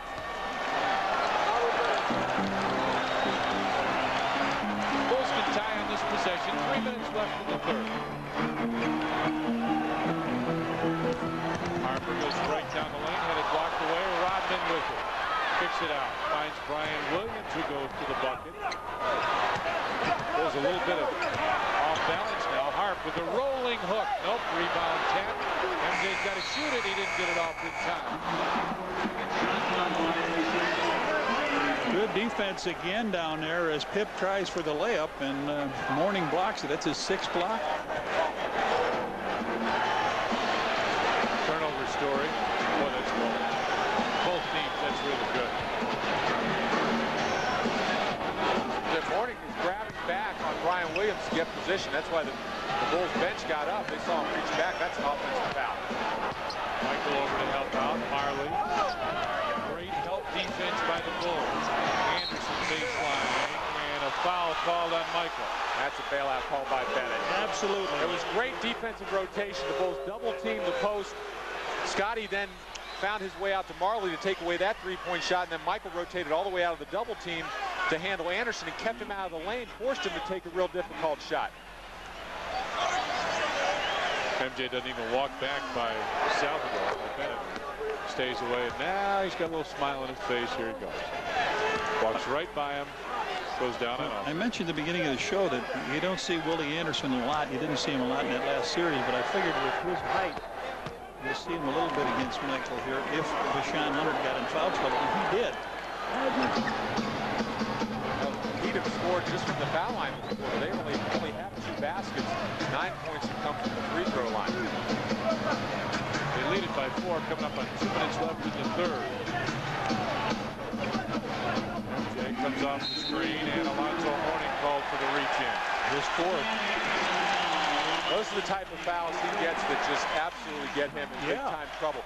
They're coming on a screen and roll. Brian Williams comes over to set it, and Mourning throws his hands out instead of his body. And just that his hands going into Michael's chest, that's all the official needs to see. You see it from the angle up above. And there he is showing big, and Michael brings it off hard. And you'll see him extend his hands right in Michael's chest, and that's a foul. And if he's not going to come out and switch on the play, you'd think he'd just expose himself, show himself a little bit, and then duck back down, but keep that hand down. Michael misses his first free throw of the night. Mashburn comes in, Mourning leaves, Tony Kukoc in, Dennis Rodman will leave. Well, you show your chest, and you keep your hands either out or high where the official can see him. Once he sees them extend, and Michael's so good at creating contact anyway, it's an easy call to make. And you can't give up because Ike Austin is a tough low post player too. To a three-point ball game. And Riley brings Mashburn back in for the game because he needs somebody out there who thinks to make a shot. Your first option with this lineup is probably Timmy Hardaway. Knocked away by Harp. Good defense. Hardaway for a tough three. Man, those are the ones he made the other day in the second half against the New York Knicks. It's 2 of 9 from the field for Hardaway. Scotty went up. He blocked it. He blocked it. He blocked the ball, didn't he?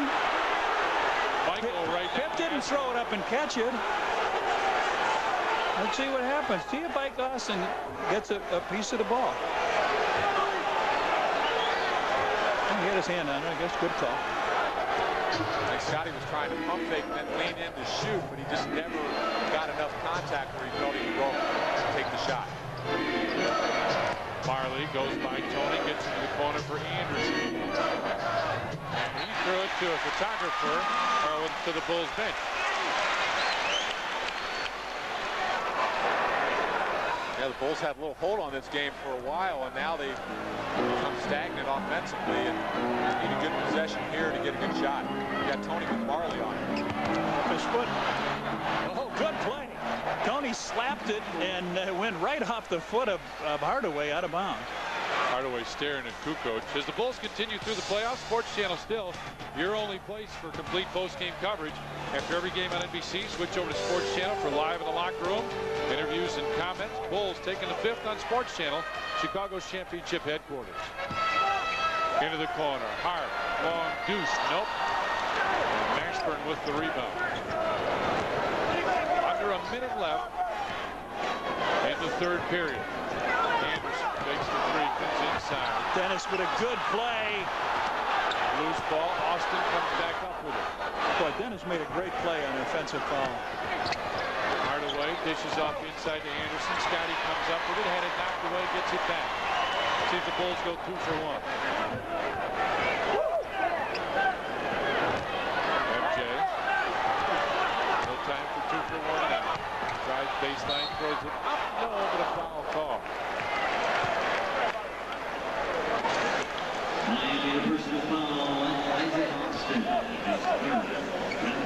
Austin's third. A little cleared side on the left side of the floor for Michael. He gets around Anderson. There's a help defense coming from Austin. You know, we've talked a lot about how this team doesn't like to double team, but what they do well as a team is help. When someone gets by, you know another guy's going to be there to take away direct line to the basket. That's where you have to be able, if you're not at the basket, able to take the shot, you have to be able to pick the ball up cleanly and find an open player and make them really scramble then and rotate. This last part of the game now, this last 12 minutes and 21 seconds, Tim Hardaway said yesterday that the Bulls are old and we're in great shape. Let's see if it does take a little bit out of their legs here. Judd Bushler, Randy Brown come into the ballgame. Scottie Pippen and Ron Harper will sit down in these last few seconds. They're going to let Mashburn go right at Judd Bushler. Mashburn likes to have the ball in his hands. Mashburn crossover down the lane. Whoa! No, he says no. Eddie Rush says no. Ike Austin smashed it down, but it was a good drive. Now Steve Kerr will check in for the Bulls. It was a good drive down. Watch here. It's up on the rim. Austin way up, and he powers it down. But Mashburn with a nice drive to get where he wanted to go. That's a good call. 3-3. Let's see what happens here. Down to MJ. Spins. Got fouled. Fouled And we have played 3 periods here at the United Center, and the Heat lead the Bulls by 5. Budweiser, the king of beers, is proud to be part of another Chicago Bulls season. And introducing new Born on Dating. It's the day your Bud was born, because fresh beer tastes better. So, where do you want this? Hey now, I ordered a new copier. This is better than new, my friend. Allow me to demonstrate. Oh, what do we have here? Wow. Enlarges, too. Even collates. I'll take it. For the great taste that won't fill you up and never let you down, make it a Bud Light. That was close. I didn't think I could shove this baby through. Welcome. My name is Fred Bartucci with Watson Motorsports, and as you can see, our phones are ringing off the hook, and we're going to tell you why. For openers, we just received over $10 million in special financing just for you. So no matter if you have good credit, bad credit, or no credit, with just $100 down, you can drive today. And don't forget, we have 4 lots with over 500 cars to choose from, so call us now at 708-388-5000.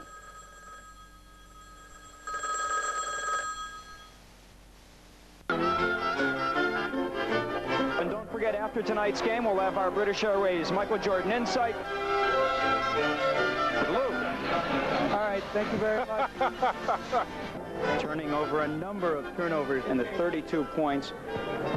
Hey, Jordan is inside. He got some treatment from trainer Chip Schaefer. And who was that did that? It was Scotty. It was Scotty.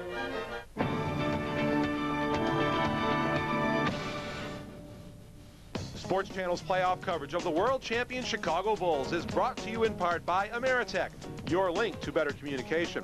United Airlines is proud to be a participating sponsor of tonight's program. Come fly Chicago's hometown airline. Come fly our friendly skies. And by American National, the bank for business. Our next Bulls game will be Thursday night, Eastern Conference Finals Game 2. The Miami Heat take on the Chicago Bulls. 7 o'clock game time, tip-off 7:30 Thursday here on Sports Channel. Let's take a look at our Ginsonic game summary now. Miami had a great start. Bulls came back a little bit in the second quarter, had a good third quarter, outscored Miami, but the Heat still lead it 66-61.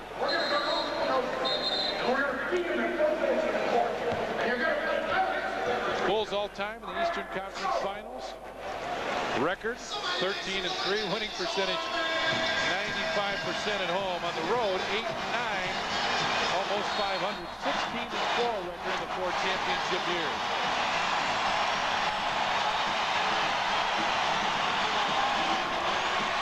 Steve Kerr, Tony Kukoc, Dennis Rodman, Judd Bushler, and looks like Scottie Pippen will be on the floor for the Bulls. Austin, Marley, Anderson, Hardaway, and Mashburn for Miami. The fourth quarter is underway here at the United Center.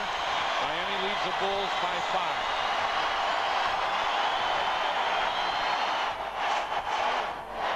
Hardaway picks up his dribble. Gets it right back. Gives it back. Mashburn for 3. Way off, and Judd Bushler there for the rebound. Well, we'll see how long Riley can go without having Mourning and Deshaun Leonard on the floor. Scotty ball fake, kicks it out to Steve Kerr, right back to Pip. Spin move inside. Scotty strong to the basket. Pretty move by Pip. And this lineup that the Bulls have out there, we'll look for them to see how well they move the basketball, because this, when Judd Bushler and Steve Kerr in, it's a sign that Phil doesn't think the ball's being moved. They generally get the ball maybe around the perimeter sometimes, but you'll see better ball movement. Look at that. Hardaway along Deuce. He looks at you, crosses that thing, and lets it fly. He almost looks down at his feet, kind of lulls you into thinking you've got him right where you want him, then he pops up so quickly. And then it's the other way around. Steve Kerr fake the 3, goes down to Tony, who post up. See if Tony can make a move here to the bucket. Nope, kicked it out, lost it. Ike Austin gives it over to Willie Anderson.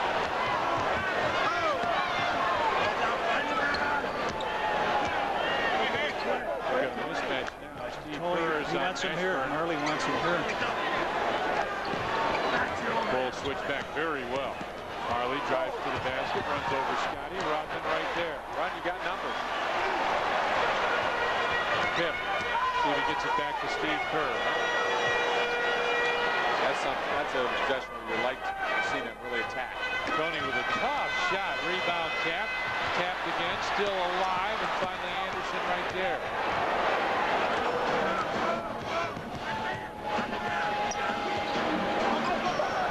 Bulls trying to make a little hay. Can't get it done. But Miami's not doing much either. And then that Hardaway jumper. Come up with the shot. For three. Rebound. Dennis Rodman again. Gets it out to Scotty. Bulls have to scratch here. 68-63 Heat with the lead. Rashawn Leonard set to check back in. Rodman into the corner. Steve Kerr open baseline short. For very short. Austin right there. Hardaway pushes it up the floor. Inside Anderson. Blocked and a foul call on Dennis Rodman. And we got a timeout. 9:21 left. The Heat lead over the Bulls remains at 5.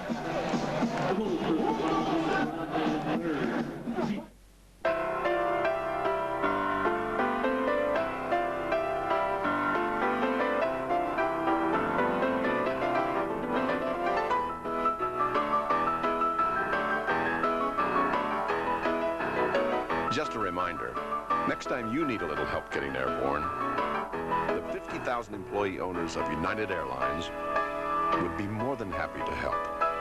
Come fly our friendly skies. Whoa, what was that? There it is again. All new? Show me more. I want to drive one. And I want a silver one. And I want a great price. A great price. It's time to go Volvo shopping. Howard Orloff, Armitage and the Kennedy, 773-227-3200. My son's name was Demian. He was a kid who really wanted to be somebody. He was a kid who had a lot of problems. He smoked marijuana some. I guess I have to confess it didn't bother me that much. He'd tried heroin and tried cocaine, but he liked vodka, and he just drank lots of it. He got roaring drunk one night and fell out of a window, died. Well, the impulse for denial is very, very strong. I think you just got to break through, and you got to do it real, real fast.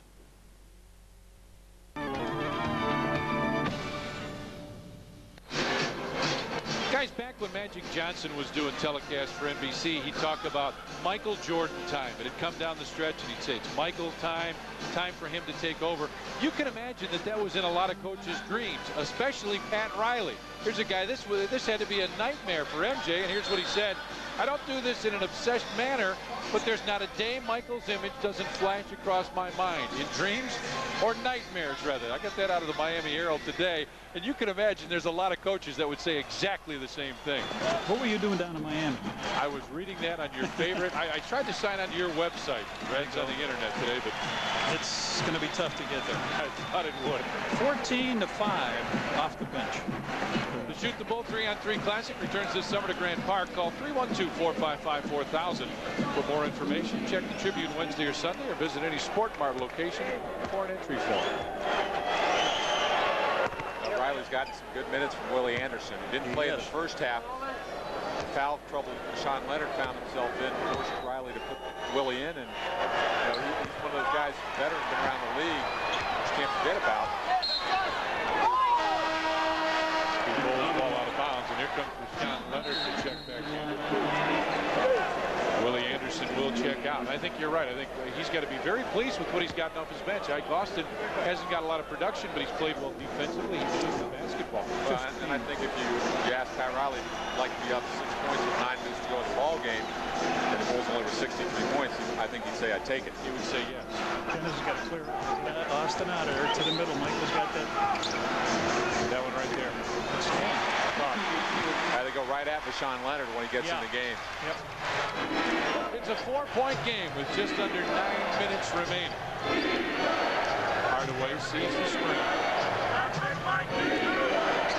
Oh, that's a nice play. Mashburn, fouled by Scottie Pippen. It's a great pass. Well, they started with a little screen and roll. And And then Hardaway just finds Mashburn, slips it. Scotty just doesn't remain in contact with him. So he gives him a foul and a free throw opportunity. And this is where Miami's done their damage here in the second half. They're really not a very good free throw shooting team. Luke Canella standing by. What do you got, partner? Earlier, you guys talked about Mashburn and having to get in better shape. He loves Riley's style. He says Riley and his former college coach Rick Pitino are a lot alike. Pitino said Mashburn would return to Kentucky during the summer. He complained that the Dallas practices were too easy. You can be sure they're not that easy in Miami. MJ with the move, went around, underneath, and then finally over. And it's a 3-point Miami lead. Alonzo Mourning, after that move, gets up off the bench. Phil Jackson wants a little more pressure defense. Scotty comes over to help. Mashburn inside, and a foul on Judd Bushwick. Well, they're finding that man down low, and it's a good thing it's not Zoe. Like Austin leaves. And Alonzo Mourning back in the game. Michael with that drive, and it's smoke. Leaves a trail when he goes through there. 70-67. Miami with the lead. Mourning walks it down low with Rodman on him, and they are banging away at each other. Scotty with the steal. Great play by Pip. That was good pressure on the ball. They usually don't use Mashburn as their entry passer to the post. It's usually Hardaway. Scotty tries for the tie. Nope. And Dennis Rodman pulls down the rebound. Long two. Dennis, no. And Hardaway with the rebound. Gets it to Mourning, who missed it. Dennis Rodman right there. See if the Bulls can push it up the floor without Mourning there. Michael take advantage. Steve Kerr, open three. Looked like he got hit on the arm. Out of bounds. It'll belong to Miami. Well, you know any Pat Riley coach team challenges shots. Yeah. And so Steve's going to know that the last two shots he's taken, he's had guys flying at him. You may want to put the ball, show the ball with a fake, and then put it down on the floor, let him run by you. Screen and roll, back to Mourning, stop, 12 way off, and MJ pulls down the rebound. Bulls trail it by 3.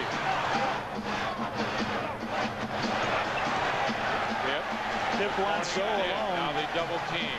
Judd Bushler into the corner. Michael with 8 on the shot clock. They clear out for him. Michael spins, had it knocked away. Good defense by Marley. Up the floor, Marley looks, measures the 3, missed it. Both teams trading misses right now. Pip backs in, he's got Hardaway on him. Spin move, Scotty kicks it out. Loose ball, picked up. There's that help again. Mourning coming as Scotty went up in the air. Timeout called by Phil Jackson. 6:24 remains. 72-67. Miami with the lead. W1 by Raymond Weil. The cutting edge in time.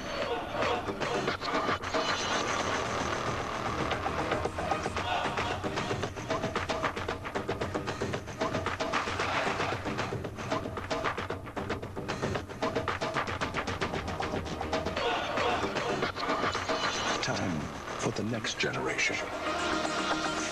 W1 by Raymond Weil. Don't back down. Follow through. Never give up. Committed to action. Move fast. Get there first. Committed to breaking news. Dig deeper. Look further. Truth is what counts. Committed to investigation. Make the commitment. Keep the commitment. Channel 5 News. Committed to Chicago. You want to share a thought? Set up an appointment. Find an old friend. Or learn a new fact. With Ameritech, you can do it all without a worry. Because our reliable local network makes every connection work. And we do it all at the right price. With innovations like call packs. You can talk as long as you want for one low monthly price. At Ameritech, we make the local connection between people work. Stick with what works. Ameritech. Your link to better communication. Hey, coming up tomorrow night, it's White Sox baseball on Sports Channel. Mo Vaughn and the Boston Red Sox. The opposition, first pitch at 7 o'clock tomorrow night on Sports Channel. We know the Sox inside out. Lou Canella standing by. What do you got, Louis? Expect to win this game. They're going to have to be near perfect these last 6+ minutes. For you folks who think Miami will wear down in the final 6.5 minutes, it will not happen. That Miami team is maybe the best conditioned basketball team in the NBA. Pat Riley practiced them 3+ hours a day from the start of the preseason into the playoffs. His taproot of his philosophy is conditioning. He wants his players to be able to play hard in those final 4 or 5 minutes. And sure enough, they are right now. Bulls will have to be near perfect the rest of the way through. Back to you guys. Bench numbers. Miami 15 points, Bulls just 5. Both teams. Bulls 2 of 21 from there, but 14 rebounds. Neither team able to score in about 4 skirmishes up and down the floor, and then finally Tim Hardaway knocks that one in.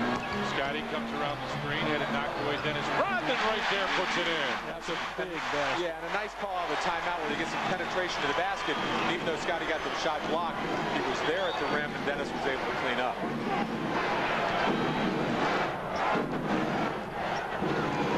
Hardaway goes on top. Leonard tries to pop out, does. Gets by MJ.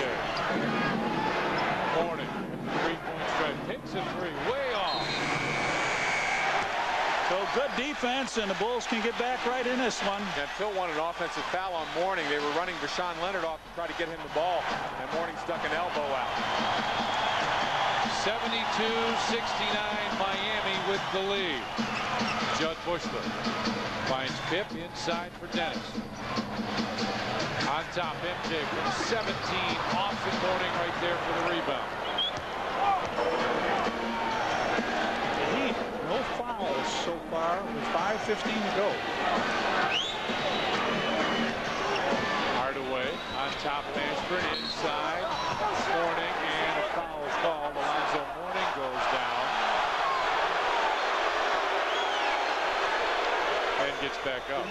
On the side. They've been running this high screen and roll with Mashburn because they like to sometimes, they see that the Bulls are stringing it out or double teaming and it leaves a shooter out there. He passes up the shot, but Mourning just ducked right in front of Dennis Rodman. And that was a good play by Mashburn throwing the ball inside. Tony Kukoc comes in, Judd Bushler out. Tony, not a very good line tonight. Oh, no, Tony has really struggled. Points. 0 for 7, 0 for 2 from the free throw line. He does have 3 rebounds and 2 assists. And a blocking foul called on Tony Kukoc. Well, that's the 5th foul on the Bulls, so with 5 minutes to go, they're in a penalty shooting free throws. And as you mentioned, Johnny, the Heat don't have any. Right. So that gives them an opportunity to be aggressive. They can really get up, get in your shirt, pressure the basketball. That's all you have to think about is the Heat getting aggressive, huh? They can take some chances, and they can, on the perimeter, if they feel like a guy's going by them, they can wrap him up because they're not anywhere near the penalty. Well, Tim Hardaway gave everybody a head start on scoring, and he got 12. They struggle from the free throw line. Usually an 80% free throw shooter on the season, just 2 of 6. Chicago hero here in high school, and got a ton of family here at the game, I would bet. 73-69. It's been Tim Hardaway about the only scoring that's been done for either team here in the last few minutes. Now Riley's put Leonard on Scottie Pippen, and Marley has the job of guarding Michael Jordan. He doesn't want Leonard to pick up an unnecessary foul. MJ fouled by Marley there.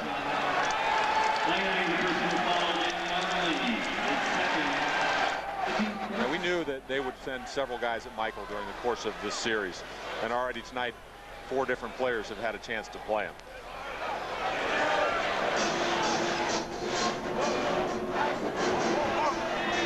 Scotty comes off the screen with Mourning on him. Finds Rodman inside. Dennis goes down, and traveling called against Rodman. Pippen looked like he's hurt.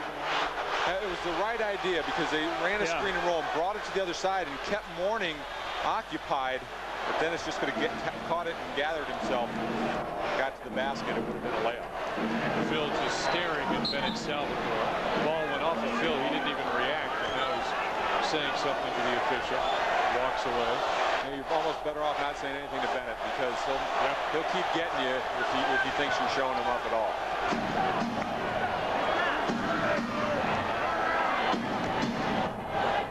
Morning with a post up down low. Backs in against Rodman. Kukoc over to help out. Scotty with the steal. Pip accelerates up the floor. Takes the three, doesn't take it. Now he will. Friendly bounce. We talked about Mourning not being a good post passer. He tried to make that last pass all the way across the floor. Turned the ball over. A one-point game at the United Center with 4 minutes remaining. Mourning sets the screen. Hardaway looks for the opening. Shot clock at 6. Hardaway, tough shot here. Ball out of bounds. Bulls with a chance to take the lead, and the crowd on their feet here in Chicago. They defended that very well, and that's the tough thing about a guy like Hardaway, and maybe why his percentage is so low. He's got to take tough shots like that with the shot clock winding down. Tony trying to get by P.J. Brown, now backs it out. Scotty wants the ball, couldn't get it. MJ one-on-one, shot clock at 7, at 6, fakes, comes inside on top. Harp, 4, 3. Oh, yes, a big-time three by Harp. Gives the Bulls a lead. Timeout, Miami. 3:26 left, and the Bulls lead the Heat 75-73. Something old and something new will be on hand when Mo Vaughn and Nomar Garcia-Parra lead Boston against the resurgent Sox for a Bombs Away series at Comiskey. Tomorrow night at 7 on Sports Channel. We know the Sox inside out. He brushes his teeth, just like you. He calls his mother every Sunday, just like you. He makes time for his kids, just like you. He drives a Chevy Blazer, just like you. He has 4 NBA championship rings, just like... He drives a Chevy Blazer, just like you. And if he bought another one right now, he'd get $1,000 cash back, just like you. Okay, class. A woman has 6 minutes to get to the bank 4 miles away. How fast does she have to drive? 62 miles an hour. No, Tommy. You. She doesn't have to drive. She could phone her banking in. Very funny, young man. She can't do that. Well, with First Chicago's 24-hour banking by phone, she can pay bills, transfer funds, check on balances, anywhere, anytime. She can do that? Yes, Miss Downs. First Chicago, we can do that. He's awfully big. He must have been held back. The Eastern Conference Finals are here, and stay with us tonight as we go live in the Bulls and Heat locker rooms. Plus, the Sox go for 5 in a row and get in the loop with ex-Bulls great Bob Love after the game. Dan Marley puts some good pressure on Jordan. Jordan comes out, finds Harp. He's 1 for 9 tonight from the field, but now he's 2 for 9, and they're both 3. They're Michael with the tongue out. He goes up. Alonzo closes. There's Harp out in front. P.J. Brown runs at him, but nothing but net. So Harp, we talked about what the defense he's done on Tim Hardaway. There he lets it fly. He gives the Bulls a 2-point lead. Michael with the pass out of the double team. And you'll see the reaction coming up. Ron Harper says, come on, crowd, get up. 3:26, the Bulls with a 2-point lead, and that bench has come to life. Well, it shows you what penetration does. Michael's penetration especially. All the defensive heads turn, especially Hardaway's, and Michael having the confidence to throw the ball. A steal to the basket. Got it. Counted in the... No foul. Everybody stopped, even Miami, thinking there was a foul. See, and that's a great coaching move by Phil Jackson out of a timeout. Go up the floor, pressure. We'll see if we can't take the ball out of their hands. And now he just comes back after the turnover, settles back in a half-court defense. Harper put good pressure on Hardaway, and then Pip came up, slapped the ball away. Michael picked it up and knocked it in the hole. Shot clock at 2 and 1. They do get it off in time. Hardaway just threw it. It doesn't hit the rim. Bulls ball. What a run by the Bulls, and this crowd loves it. Oh, they're just stopping Miami at every turn right now, and Miami doesn't know where to go. The Bulls defense is active and aggressive. 77-73, Bulls with the lead.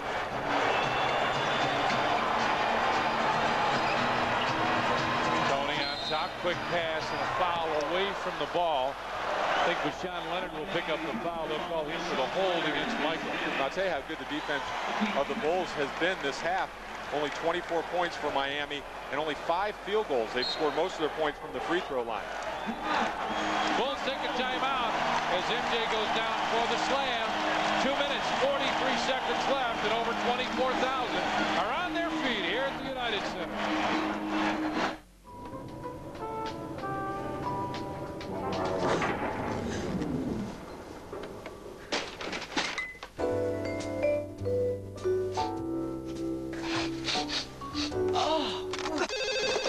Pressure's hotline, what's your problem? We're stuck with skunky beer. So it's not Budweiser? No. Remain calm, sir. We're on our way. Next time, look for this. Born on dating from Budweiser. What fresh beer tastes like. Pressure's hotline. Could we order some Chinese?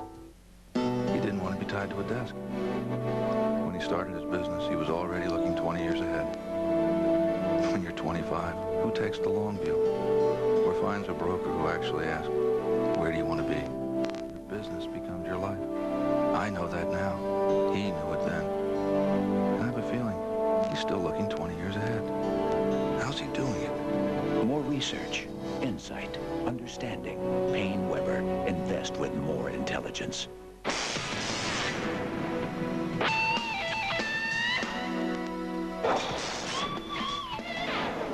To make it to the sizzling, smoking, red-hot playoffs, you've got to have the stuff. Just like Montgomery Ward. We've got Admiral Designer Series top mount refrigerators for just $4.99. And a Maytag super capacity laundry pair. Washer just $4.69, dryer $3.99. Get them while they're hot. Only at Montgomery Ward. Our producer-director on Sports Channel is James A. Angio, associate producer Doug Stanton. Mr. Stanton, we all say get well soon. Pre-game producer is Mark Brady. Tamara Anderson, Kevin Cross, Timmy Sutton, all the people that do a great job at bringing Bulls basketball on Sports Channel, and of course Trio Video, who does a super job every game. Thanks, guys. Well, Harper hit the three to give the Bulls a 2-point lead. Then on the following inbounds play, the Bulls put pressure on it. Hart puts pressure on Timmy here, and Pip comes up and just steals the ball from Bashan Leonard. Michael grabbed it, came down the lane, tongue out, he goes up, puts the ball in the hole. Looks like he gets hit by Alonzo Mourning. There comes Pip with the pressure.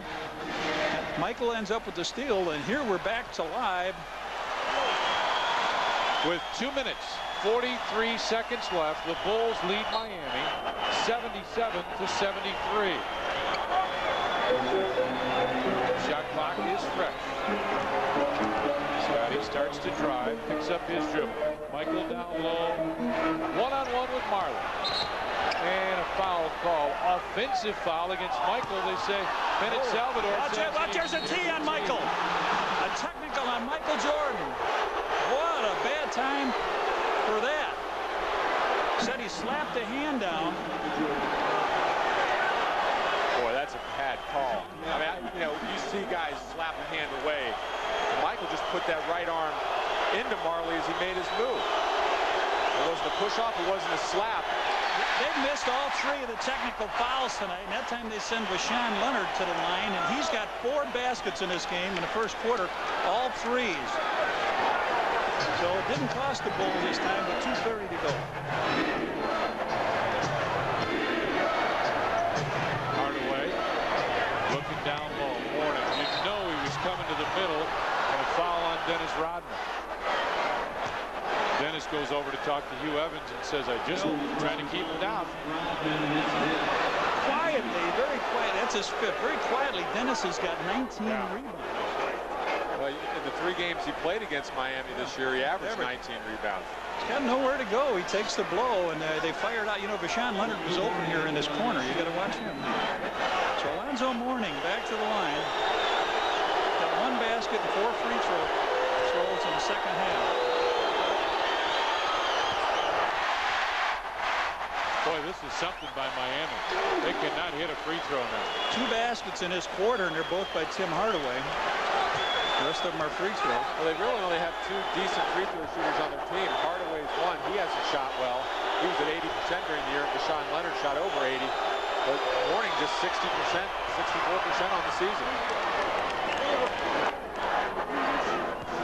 77-74, Bulls with the lead. Coming up on 2 minutes remaining.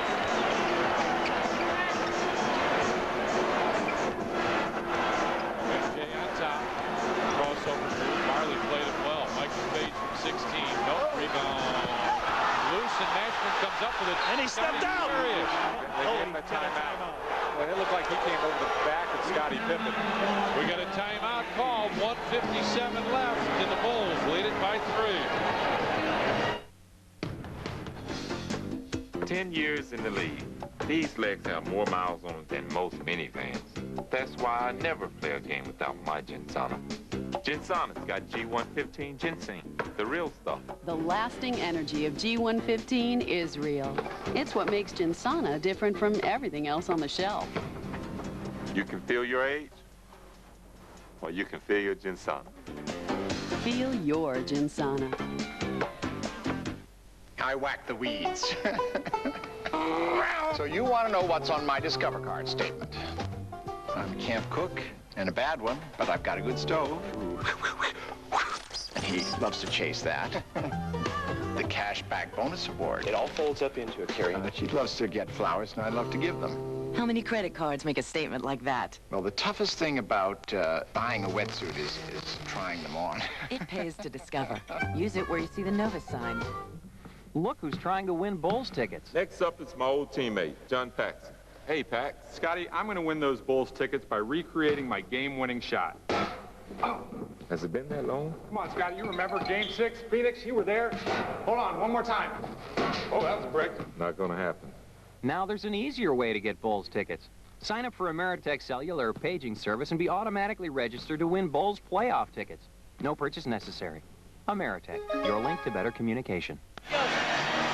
Guys, a lot of talk has been brought up about Dennis Rodman and the fact that he has not played well in the playoffs. His Washington series numbers and his Atlanta series numbers just not outstanding. But tonight, 19 rebounds in 38 minutes and 4 points for Dennis Rodman. It's 1:57 now. Let's see, Pax, and they go down low to Rodman, or they go down low to Alonzo Mourning. Rodman will either pick up his 6th foul and be out, or Alonzo Mourning will pick up number 5. I think there's going to be a collision down in the post if they go in. And we'll see if the Bulls elect to double team if they do, in fact, go down in the post. Quickly to Lou. What do you got, Louis? Tommy, Phil Jackson just warned his team, watch out for that three-point shot. Whatever you do, don't give up the three. Dennis, if you have to, jump out and pick up their three-point shooters. That's what they did to win that game here. If you remember, Hardaway drove the middle and pitched it out to Marley, who was in that left-hand corner. I think your 2 options are screen and roll with Hardaway, or as they've been doing, turning someone out to post it up for Alonzo. Screen and roll. Gets it right back to Nashman. Looking for that 3. Tries inside. Oh, right there. All set up by MJ. To Coach. Lays it in.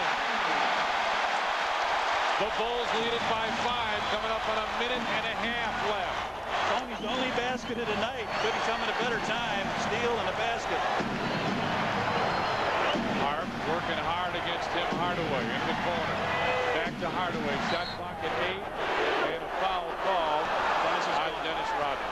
Dennis is gone. That'll put Alonzo Mourning to the line. And you might think that that's not a bad place to have him right at this stage. But that's it for Dennis. That's 6 at 4 points, 19 rebounds. Scotty and Michael cut him off at the pass. He was going over to talk to Bennett, and Scotty and MJ just cut him off at the pass and said, get over to the bench. Luke Longley will come back into the game. That should be Bill Wennington's job now when he gets near the bench. Grab him and set him down. We're going to take a look at some pretty good defense by the Bulls after Alonzo shoots this free throw.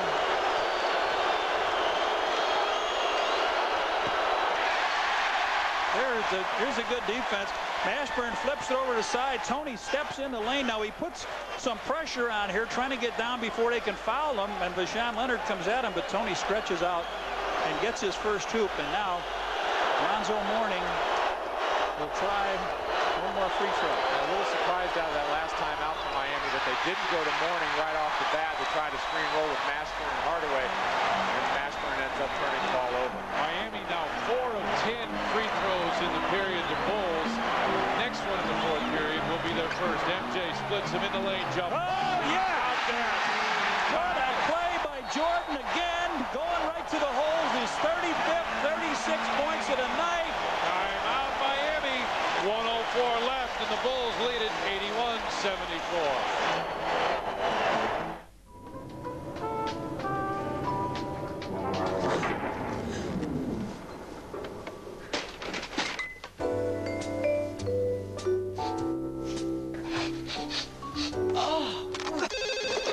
Precious Hotline, what's your problem? We're stuck with Skunky Beer. So it's not Budweiser? No. Remain calm, sir. We're on our way. Next time, look for this. Born on dating from Budweiser. What fresh beer tastes like. Precious Hotline. Could we order some Chinese? He didn't want to be tied to a desk. When he started his business, he was already looking 20 years ahead. When you're 25, who takes the long view? Or finds a broker who actually asks, where do you want to be? Your business becomes your life. I know that now. He knew it then. I have a feeling he's still looking 20 years ahead. How's he doing it? More research, insight, understanding. Payne Weber. Invest with more intelligence.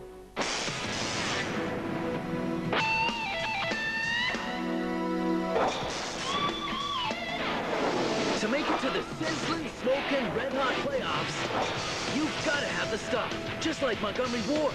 We've got Admiral Designer Series top mount refrigerators for just $4.99. And a Maytag super capacity laundry pair. Washer just $4.69, dryer $3.99. Get them while they're hot.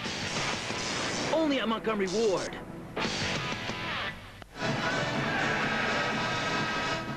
right, here's the Eastern Conference final schedule. Tonight, obviously, the Bulls play. Then Thursday, they'll be here. Our pregame show starts at 7 on Sports Channel. Saturday and Monday at Miami. Game 5 Wednesday at Chicago, then at Miami and at Chicago. Don't forget, after all those games on NBC, as soon as that's over, flip over to Sports Channel for our post game. Our Chicago Bulls Budweiser player of the game, Michael Jordan. He has been spectacular. 36 points, 15 of 31 from the field, 9 rebounds for MJ. He's also got 3 assists. Miami needs a basket now, and they need one very quickly. 8 points in this quarter. The Bulls have outscored them 43-25. They'll shoot it long. Marley can get up a long one.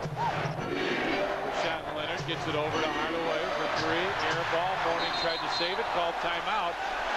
Now one official had the timeout. The other one said out of bounds. Chicago ball.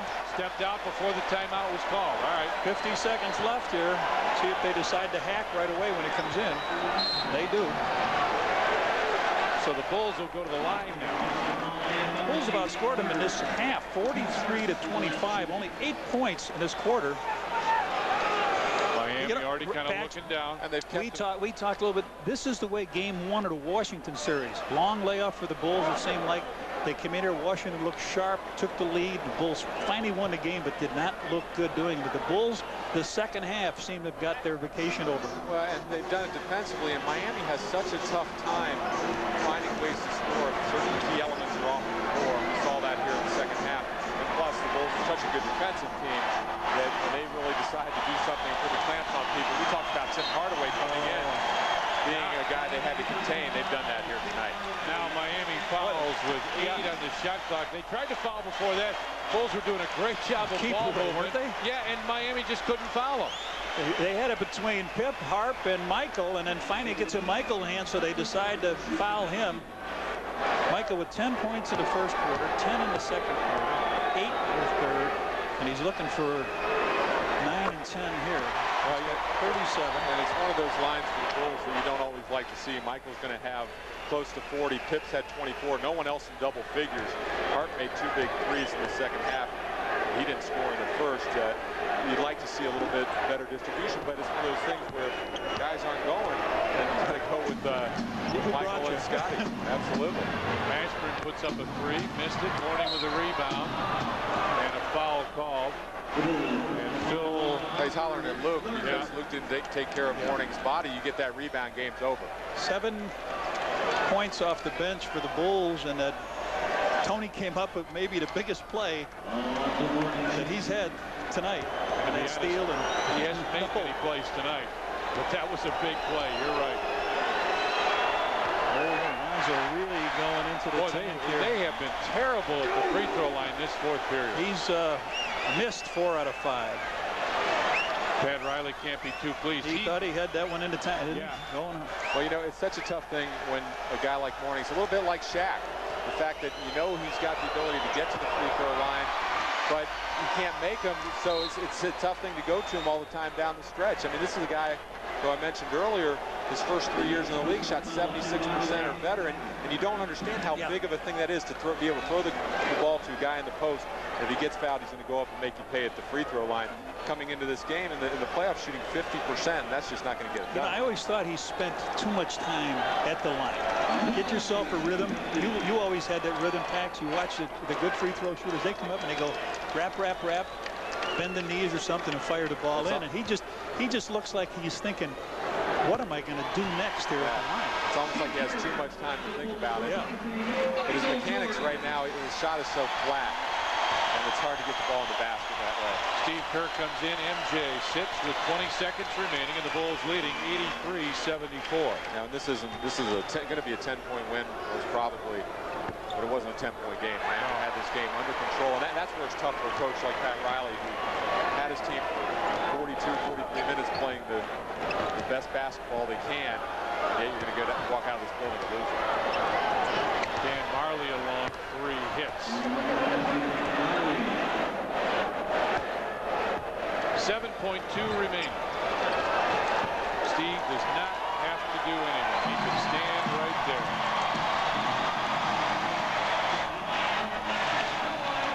The buzzer sounds, and the Chicago Bulls have won Game 1 of this best-of-7 matchup.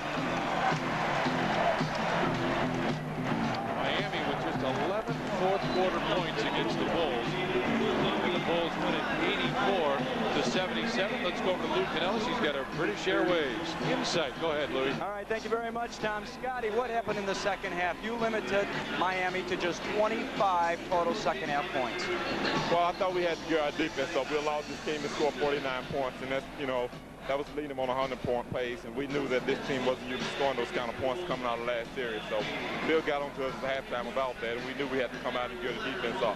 Where were the problems offensively for you guys in the first half? Well, we didn't have a good feel for this team. You know, we've been off a week, so, you know, having that game intensity, it was pretty tough for us to come back. Rough, tough, physical style that Miami brings. There'll be at least three more of these games, right? Well, yeah, we're going to have to gear up and meet their challenge. You know, we were kind of fresh. We wasn't used to the game-like atmosphere, but we was able to bounce back the second half. Thanks, Scotty. Sure. Scotty Pippen with 24 tonight. Bulls win Game 1, 84-77 over the Heat. Steve Cashel and Norm come your way right after this. This post-game interview is brought to you by British Airways, the world's favorite airline. Here we are, sunny Phoenix, all for free. And all we had to do was tell a little lie. Nah, telling the truth gets you nowhere. At British Airways, we'll give you a free ticket to anywhere in the USA if you fly our business class to London and can honestly say it's not the best in the air. What'd you get in it, Don? Party. Really? Eagled it. The business class guarantee. Can't believe we got away with it. Honestly, you'll love it. Bulls now 8-1 in the 1997 NBA playoffs. They've won 4 in a row. They're 7 wins away from another NBA title. They come from behind. They trailed by as many as 15. Take care of the Miami Heat, 84-77. Great second half for the Bulls. Stephen Norm back with you. You said it at halftime what the Bulls needed to do, and they played well tonight, especially in the fourth quarter. And the Bulls get it done. Too much Michael and Scotty, but let's win one for the team. Well, no doubt about it, Steve. I mean, being on offense, Michael and Scotty, and we got to pick that up, and I'm sure Phil will make some adjustments trying to get this team back on track by way of offense. but as all champions, and they show this one thing in every game they play and every series they play defense. The Bulls play strong, solid defense the whole game. They really picked it up the second half. Now, add to that the combination of just terrible shots missed by Miami, and the fact that the Bulls played some defense and took advantage of that was outstanding. I think Ron Harper stepped up and shutting down Hardaway. I think that was the key. Not letting him penetrate is probably the key that I like to see, because he distribute the ball and make easy buckets for his team, and therefore was shut down, and Ron Harper stepped up and played a major role in that part. Once again, Michael and Scotty led the way on the offensive end. Bulls have to make some big-time adjustments to that, but you can't win games. That being Miami, I think they have blown a golden opportunity to come in here and win a game against the Bulls, but when you miss free throws and you miss good open shots like that, you're not going to win. Not against world champions and not against the very experienced defensive-minded Chicago Bulls. Miami now 7-6 in the '97 playoffs. Time for our Discover Card Payback Playback Play of the Game. And the Bulls now will slow it down. No, Scotty for three. Oh, how about that? Big three and Mashburn's plus. Bulls win. Sports Channel report up now. Stay with us. We'll go inside both locker rooms.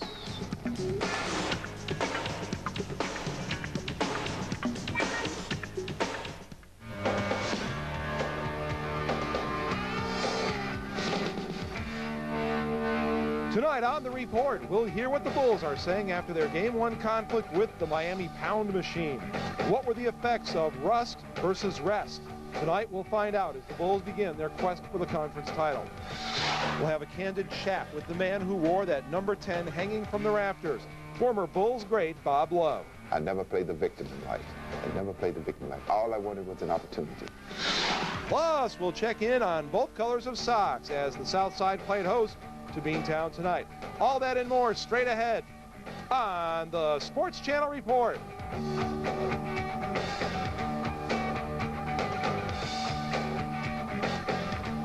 Hello and welcome to the Thursday night edition of the Sports Channel Report. I'm Jim Blaney. It's actually Tuesday. We're already thinking ahead to Game 2 between the Bulls and Heat. Coming up, we'll get you caught up on the Sox game. We can tell you the Sox beat the Sox tonight. We'll tell you which color won, and we'll tell you if Frank Thomas chased another famous Sox, Ted Williams. But when spring rolls around, the Bulls are still playing hoops.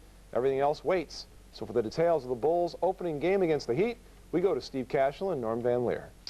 All right, Jim, thanks a lot. Well, the Chicago Bulls trailed by 11 at halftime, only scoring 38 points in the first two quarters. The Bulls outscore Miami 46-28 in the second half. They take home a big victory, 84-77. Bulls 5-1 now at home in the 1997 NBA playoffs, and as I said, 8-1 in the playoffs, and long layoff for the Bulls, 7 days off, a little rusty as we expected in the first half, but then it just seems like we're so used to this in Chicago. Let the Bulls come back, they'll make that third quarter run, and then they'll finish it off. They're so good at closing games. No doubt about it. Experience, champions, that's what it's all about, Steve, and that's why the Bulls overcame and won this game today. It looked ugly, but they won, and that's the bottom line. Yes, they did. Let's go back to the United Center right now, and I understand Eric Collins is standing by outside the Miami locker room. Big win, huh? Yeah, Cash, big win for the Chicago Bulls, but I got to correct you. We're not exactly in the Miami Heat locker room just yet. We're here in the press conference area, but the minute this thing gets started, we will head over to the Heat locker room. Luke Canellis is going to be standing by in front of the Bulls locker room. Now, it should be an interesting Heat locker room. They played such a solid first half, up by 11 points, but then the wheels simply fell off in quarter number 3 and quarter number 4. Did you know only 6 field goals for the Miami Heat in the second half? So we'll have to ask them what exactly happened. Cash, a lot of questions to be asked. Back to you in the studio. All right, Eric, thanks a lot. Again, Bulls winning 84-77. Bulls outscoring the Miami Heat 17-5 to close the game. That was a 17-2 run before Dan Marley hit the 3. A little worried about Tony Kukoc, only 2 points tonight. Steve Kerr, only 3 points. It was all Michael and Scotty. Dennis, though, was very good. It's amazing how many rebounds Dennis got. We showed you in the pregame show. He was averaging about 19 rebounds in the 3 games during the regular season. And from what I had, he had another 19 tonight. No doubt about it. And he performed and played well, except for the little push in there, but that's typical. Dennis, we had a little running bet. My friend Mike North on the score, as we had the show this afternoon, talked about that. And yes, he got a technical, so I won that little bet, Mike. Any way you put it, but that's not a big one to deal with, Steve. This is the way the game's been played. And if you can eke out and win a game under the conditions the Bulls play, coming off a week's rest, being a little rusty, having some of your people not playing up to par, such as Tony and whomever, and then you get Michael and Scotty doing all the scoring, I think it's a mighty big plus, because as far as I'm concerned, with world champion Bulls such as they are, they improve with that. And I guarantee you next game, hey, they got to improve. Tony's got to play better. I think the ball will be distributed a little better as far as scoring goes. But Michael Scotty had to do what they had to do. And Dennis adding 19 rebounds really saved. Setting the pace basically with the defense and getting the balls in the hands was nothing but a plus. And Bulls, hey, call it what you want. They came away with a victory, and it's ugly. Underline that. Ugly, but a victory. Yes, and whenever Mike bet, I'm sure he can pay it up. Yes. He makes enough money.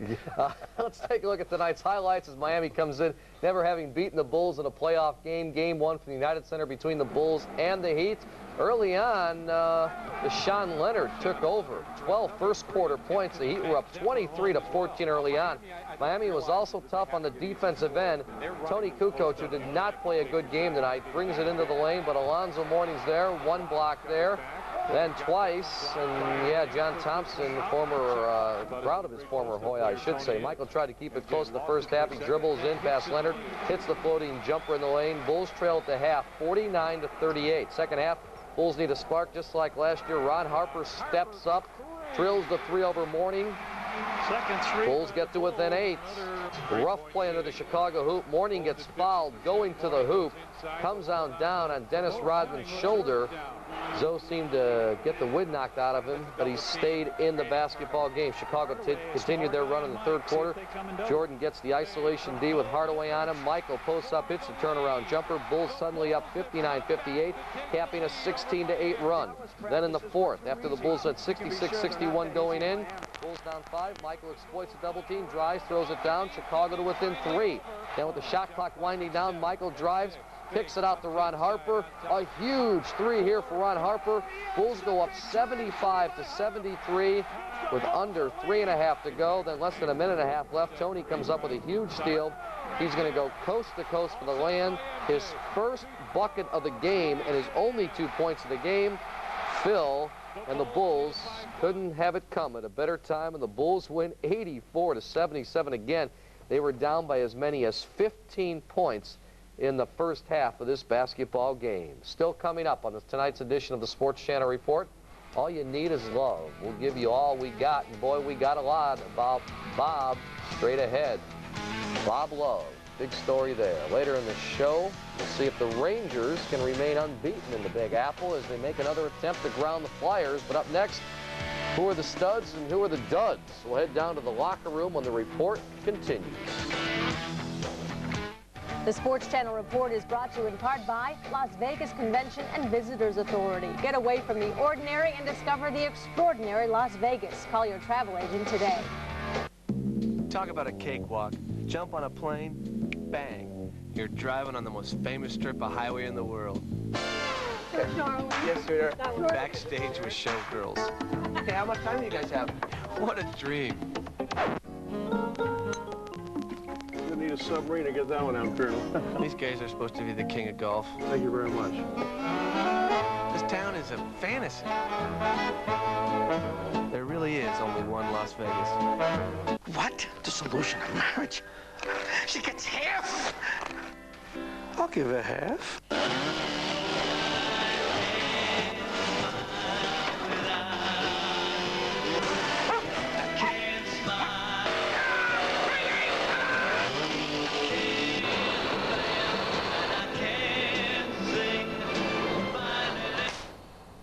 Maybe we can work this out.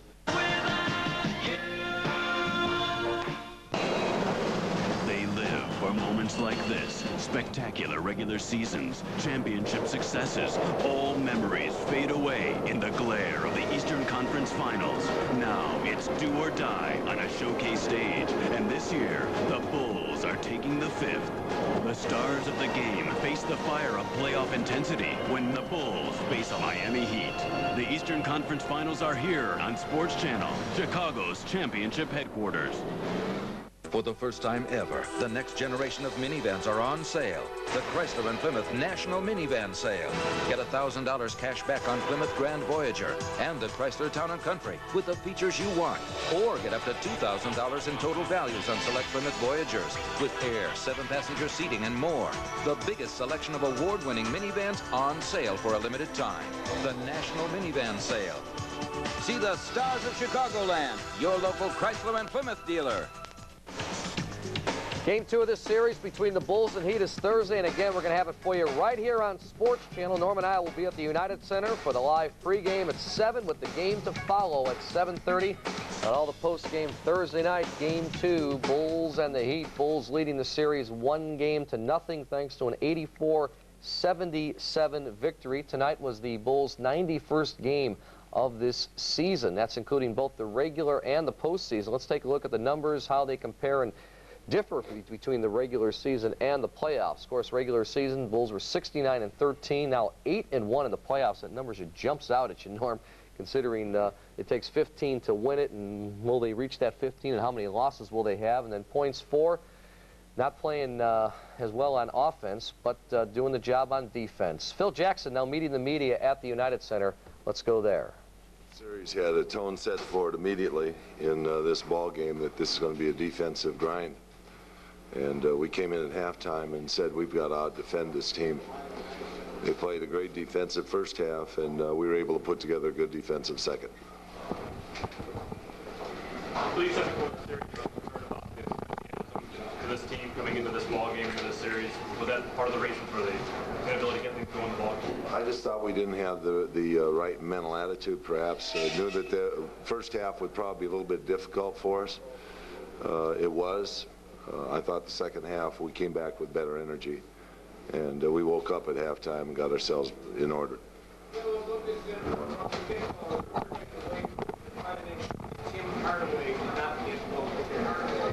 we didn't want anybody to get going, to tell you the truth, but Tim was one of the ones that I think you have to say that Harper did a great job on him, and as a defensive player tonight, played extremely well. Morley was the one that did get going for them, Phil, and you didn't seem to have anyone who could put a rein on it. I tried a lot of people on him tonight. Dennis, I thought, did a good job late in the ball game on him, though. Phil, was it concerned that Michael early, and did you change anything after that seemed to make the offensive mistake? Well, we thought it was too early, perhaps, to go to that direction. We wanted to get other people involved in the offense, but it seemed to boil out that way when we got going. We went naturally to Michael in the situation, and we stood around and watched him play a little bit, and it ended up costing us some rhythm in our offense. They said that because of their youth, that they probably wouldn't need as much rest. Did it seem to you that the youngsters got tired tonight? Well, no, I think they ran hard. I thought they played very, very hard for a 7-game series, coming off with just a day rest in between games. They ran hard. I thought a few times our guys were the ones with their hands on their knees. You feel that you ran Morning down? I don't think so. I think in the rest that he got during the course of the game, he seemed to have good energy even at the end. Phil, considering you just 6 field goals in the second half, one of them by Marley at the end was meaningless. I mean, could you say something about the defensive effort?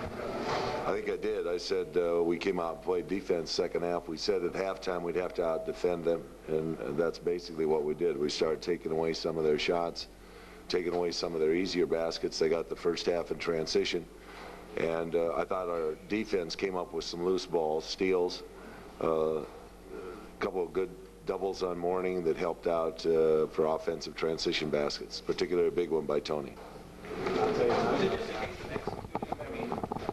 Obviously, they did accomplish things more in the second half than in the first, but was it more intensity? Was it just getting back in the flow after a week off? Yeah, it was just getting the intensity level up to where we had to play defense with the kind of energy that's desperate energy. So are you starting to think that, sorry, you starting to think that rest is overrated, or are you still glad you had the week off? No, it's good for us to have a week off. We have a lot of guys that are in situations that help. Dennis, I thought, was real active tonight. This has been his first big board night in a playoff game, and he kept the ball alive for us at both ends of the court, got us out and running in some situations. And I thought just the amount of time that Tony had, even though he didn't look good the first half, he came out and played well the second. Is it harder or easier coaching a game like this with the, a low-scoring game, a little more tightly played, more defensive game? Well, each offensive attempt becomes much more critical in a defensive match like this. The score becomes a value. It's almost like a football game in that sense, that each possession becomes of such great value that you want to get the highest percentage opportunity when you're there. Okay, we're at practice tomorrow at 10:30. Phil Jackson addressing the media. Obviously, the Bulls dodge a little bullet. I love that one question. Did you like that you had the week off? Because they did escape something tonight. You know, they still had the week off where they have fresh legs, and they dodge a bullet tonight because they weren't sharp to begin with, but they still get away with the win. I thought that was a positive thing tonight. But the positive thing out of all this is the fact they play defense. When you play defense, some of these other things you can overlook and overcome. Actually, Miami is the one that blew a golden opportunity, and the Bulls took advantage of Miami not taking advantage of the Bulls' men and tad rusty. That's what that's all about. All right, back to the United Center right now. We're going to go inside the Miami Heat locker room. Vashawn Leonard now. Work on that. You only hit 23 shots the second half. I mean, that's just not enough hoist at the basket, is it? It's not. I mean, we're going to have to get up some more shots, but most importantly, we're going to have to stop turning the ball over in clutch situations. And also, you know, free throws again. You know, once again, they hurt us. Can you talk about your running battle with Michael? It seemed like a lot of forearms, very physical between the two. Well, you know, you try to be as aggressive as you can, you know, with Mike, you know, to let him know where you stand. And if you go out and, you know, you just walking around, you know, he's going to take advantage of you. So you have to go at him as much as you can. And I tried that.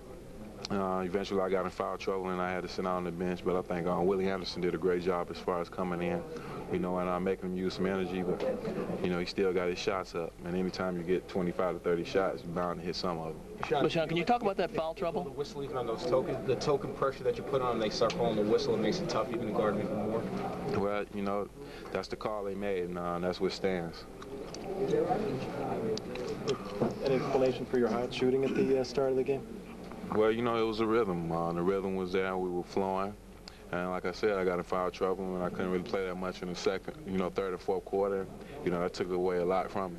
You feel like you let this one get away, that you had a chance, you should have won this game? Oh, definitely. We had a chance, you know, but they're world champions, and they've been in that situation before. So, you know, we're trying to get to that situation, and we've been in it quite a few times, but they've been in it more than us. So right now, it's still a learning experience. You know, you hate to say it, but it is. I mean, anytime you get a team like that down, you know, 16, 18 points, you know, you have to continue to take advantage of things like that. And we didn't do it in the first quarter. I mean, third and fourth quarter. That's Vashawn Leonard. Now let's go to the press conference here. We have Pat Riley getting ready to talk. You know, they obviously showed their greatness at the end, you know, with their defensive pressure. And, you know, we succumbed basically to that. You know, the turnovers and missed free throws, you know, the factors that we know that we have to control against them, you know, turnovers, and, you know, we got to make and take advantage of the opportunities, you know, that we get at the line. And, you know, we led that game for 44 minutes or 45 minutes and really let it get away from us. So, yeah, we just got to bounce back. Many believe that your physical series against the Knicks would possibly cause... That had nothing to do with it tonight. So you weren't nothing fatigued? to do with it tonight. No, we were fresh. We played great 45 minutes, 40 minutes. We weathered a storm in the third quarter. We had a 5-point lead with 5.5 minutes to go. And we made 2 crucial turnovers in a row. We kept missing free throws going down the stretch. I don't think it had anything to do with fatigue. It had to do with their pressure and being able to finish a game against a good team on the road. You got to make everything count. So, you know, maybe fatigue had a little bit to do with it, but that's not an excuse. Ned, is this number of points closer to where you'd like to play this whole series? What's that? I said, would you like to play this whole series in this general point range? I would love to. You know, I mean, I feel very good. I think we might have caught them napping a little bit today. I know they were yawning for 2 days when they found out they were going to play us, and but you know, maybe we woke them up, and we'll get their very, very best, you know, the next game. But we had a great opportunity today.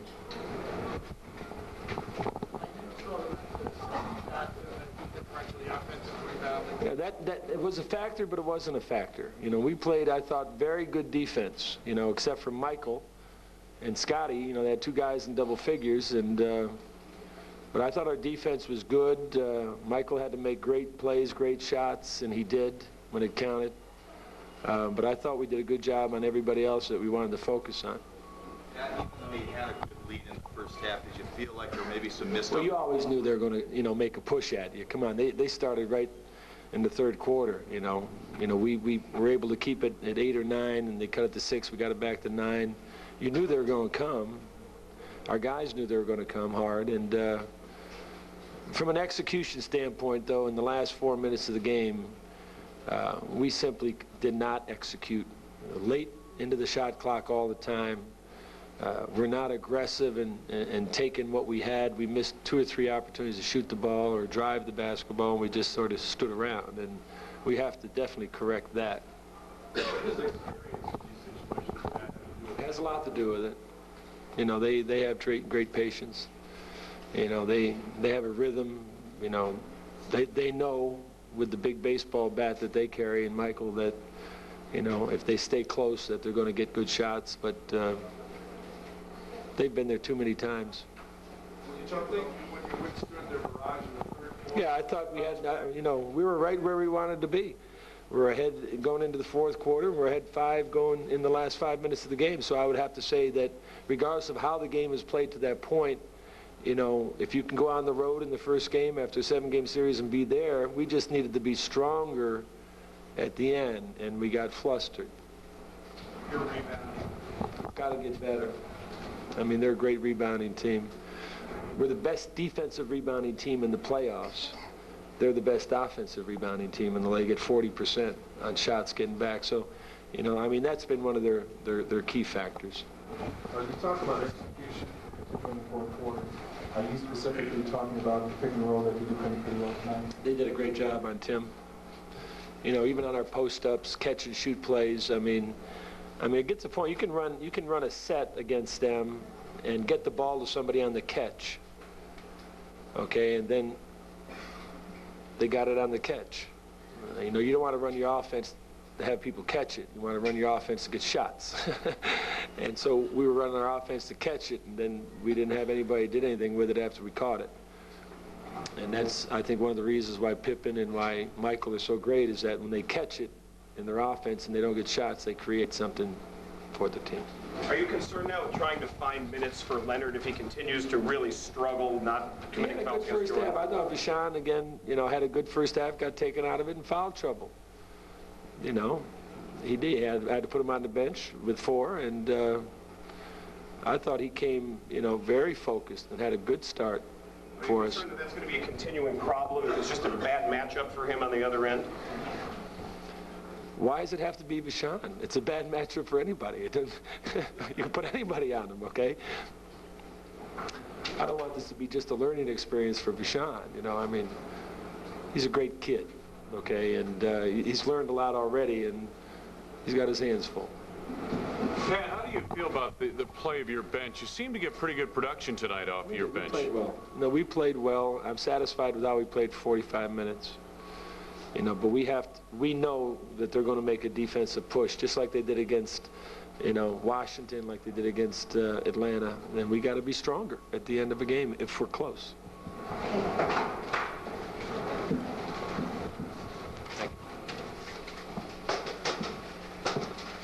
Miami Heat coach Pat Riley, obviously disappointed, knows that this one got away again. Miami 7-6 in the 97 playoffs. We've been handed the final stat sheet. Miami missed 9 of 13 free throws in the fourth quarter. Michael and Pippen combining for 50, or I should say 61 of the Bulls' 84 points. Bulls bench just 3 of 22 field goal shooting. They got outscored by Miami's bench 18-7. We have Dan Marley speaking inside the Miami Heat locker room. Marley finishing with just 5 points on 2 of 6 shooting. Let's go to that interview right now. All right. Dan, as a veteran, can you give us an idea, what was it like here at halftime in the locker room? I don't know. We knew that, it's only half of a game. We weren't elated or anything. We thought we could come in here and play well. We just got to, like I said, for 48 minutes and do a better job of sustaining the lead, especially when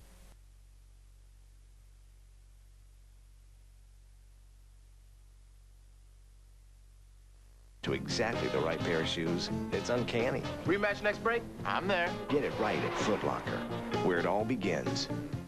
Inside the NBA on TNT is brought to you by Super 8. With over 1,400 locations throughout North America, life's great at Super 8. All right, here's your Foot Locker play of the day from the Bulls and the Hawks tonight. And from the guy who turned 36, happy birthday to you. Dennis Rodman hitting a three-pointer. Look at that. What do you think about that? I told you Dennis has always had a little bit of range. There's a bench reaction, and that is your Foot Locker play of the day, and our present to you, Mr. Rodman. Hey, real quick, New York, Miami, next game, Johnny Starks. The Knicks are counting on hopefully another 21-point performance that he gave in Game 4. All right, let's set you up on what's coming up. We'll have that game. New York at Miami in their Game 5. That's at 8 p.m. on Wednesday, followed by Inside the NBA. Thursday night, Rockets and the Sonics. 9 p.m. Eastern Time start, also followed by Inside the NBA. And a TNT special on Wednesday, Above the Rim. That is after Inside the NBA. I want to thank Cheryl Miller for most of the show. Tomorrow night, PJ Carlissimo is with us. I got game. See you tomorrow. Hey.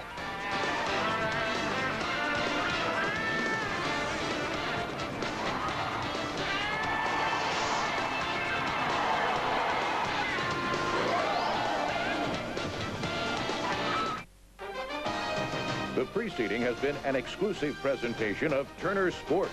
In 1998, cable television's exclusive host for the 18th Olympic Winter Games from Nagano, Japan, and the 4th Goodwill Games from New York City. Tomorrow, the Knicks head to Miami looking for the series clincher, but the Heat aren't quite ready for summer vacation. Knicks Heat, tomorrow night at 8, get the NBA playoffs on TNT. Don't miss a game. Recently, the in-laws dropped in for dinner again. So I left a message for my husband to bring home an extra chicken. The Boston Market extra chicken for $1 deal. Just buy a family meal and get an extra chicken for $1. Don't mess with dinner. Relax. You are now entering a stress-free zone. A free breakfast will be prepared for you daily. You will rest in a comfortable 2-room suite. Your satisfaction is guaranteed. Unwind with evening beverages and enjoy yourself here, because eventually you'll have to go back out there. Embassy Suites, twice the hotel. Call 1-800-EMBASSY. Want to make your car look new? Armor All Protecting. The dash, the tires, the trim. It's new car juice. It doesn't just shine, it protects. So your car doesn't just look new, it keeps looking new. Armor All. The great untold story of the Civil War. Andersonville. Complete in one airing, Saturday, May 24th at 1 p.m. on TNT. The light of a flickering image makes the world come alive. I am the master of my fate. Holding a mirror up to our lives, the filmmaker shows us a reflection of our world. TNT is proud to be a part of this grand tradition of storytelling. I'm out. You can't get out. These are the TNT originals. And these are the stars who interpret our world and bring life to our heritage. Movies that challenge us, outrage us, and comfort us. Movies that become a part of our lives. The original motion pictures that only one studio could create. TNT, the best movie studio on television.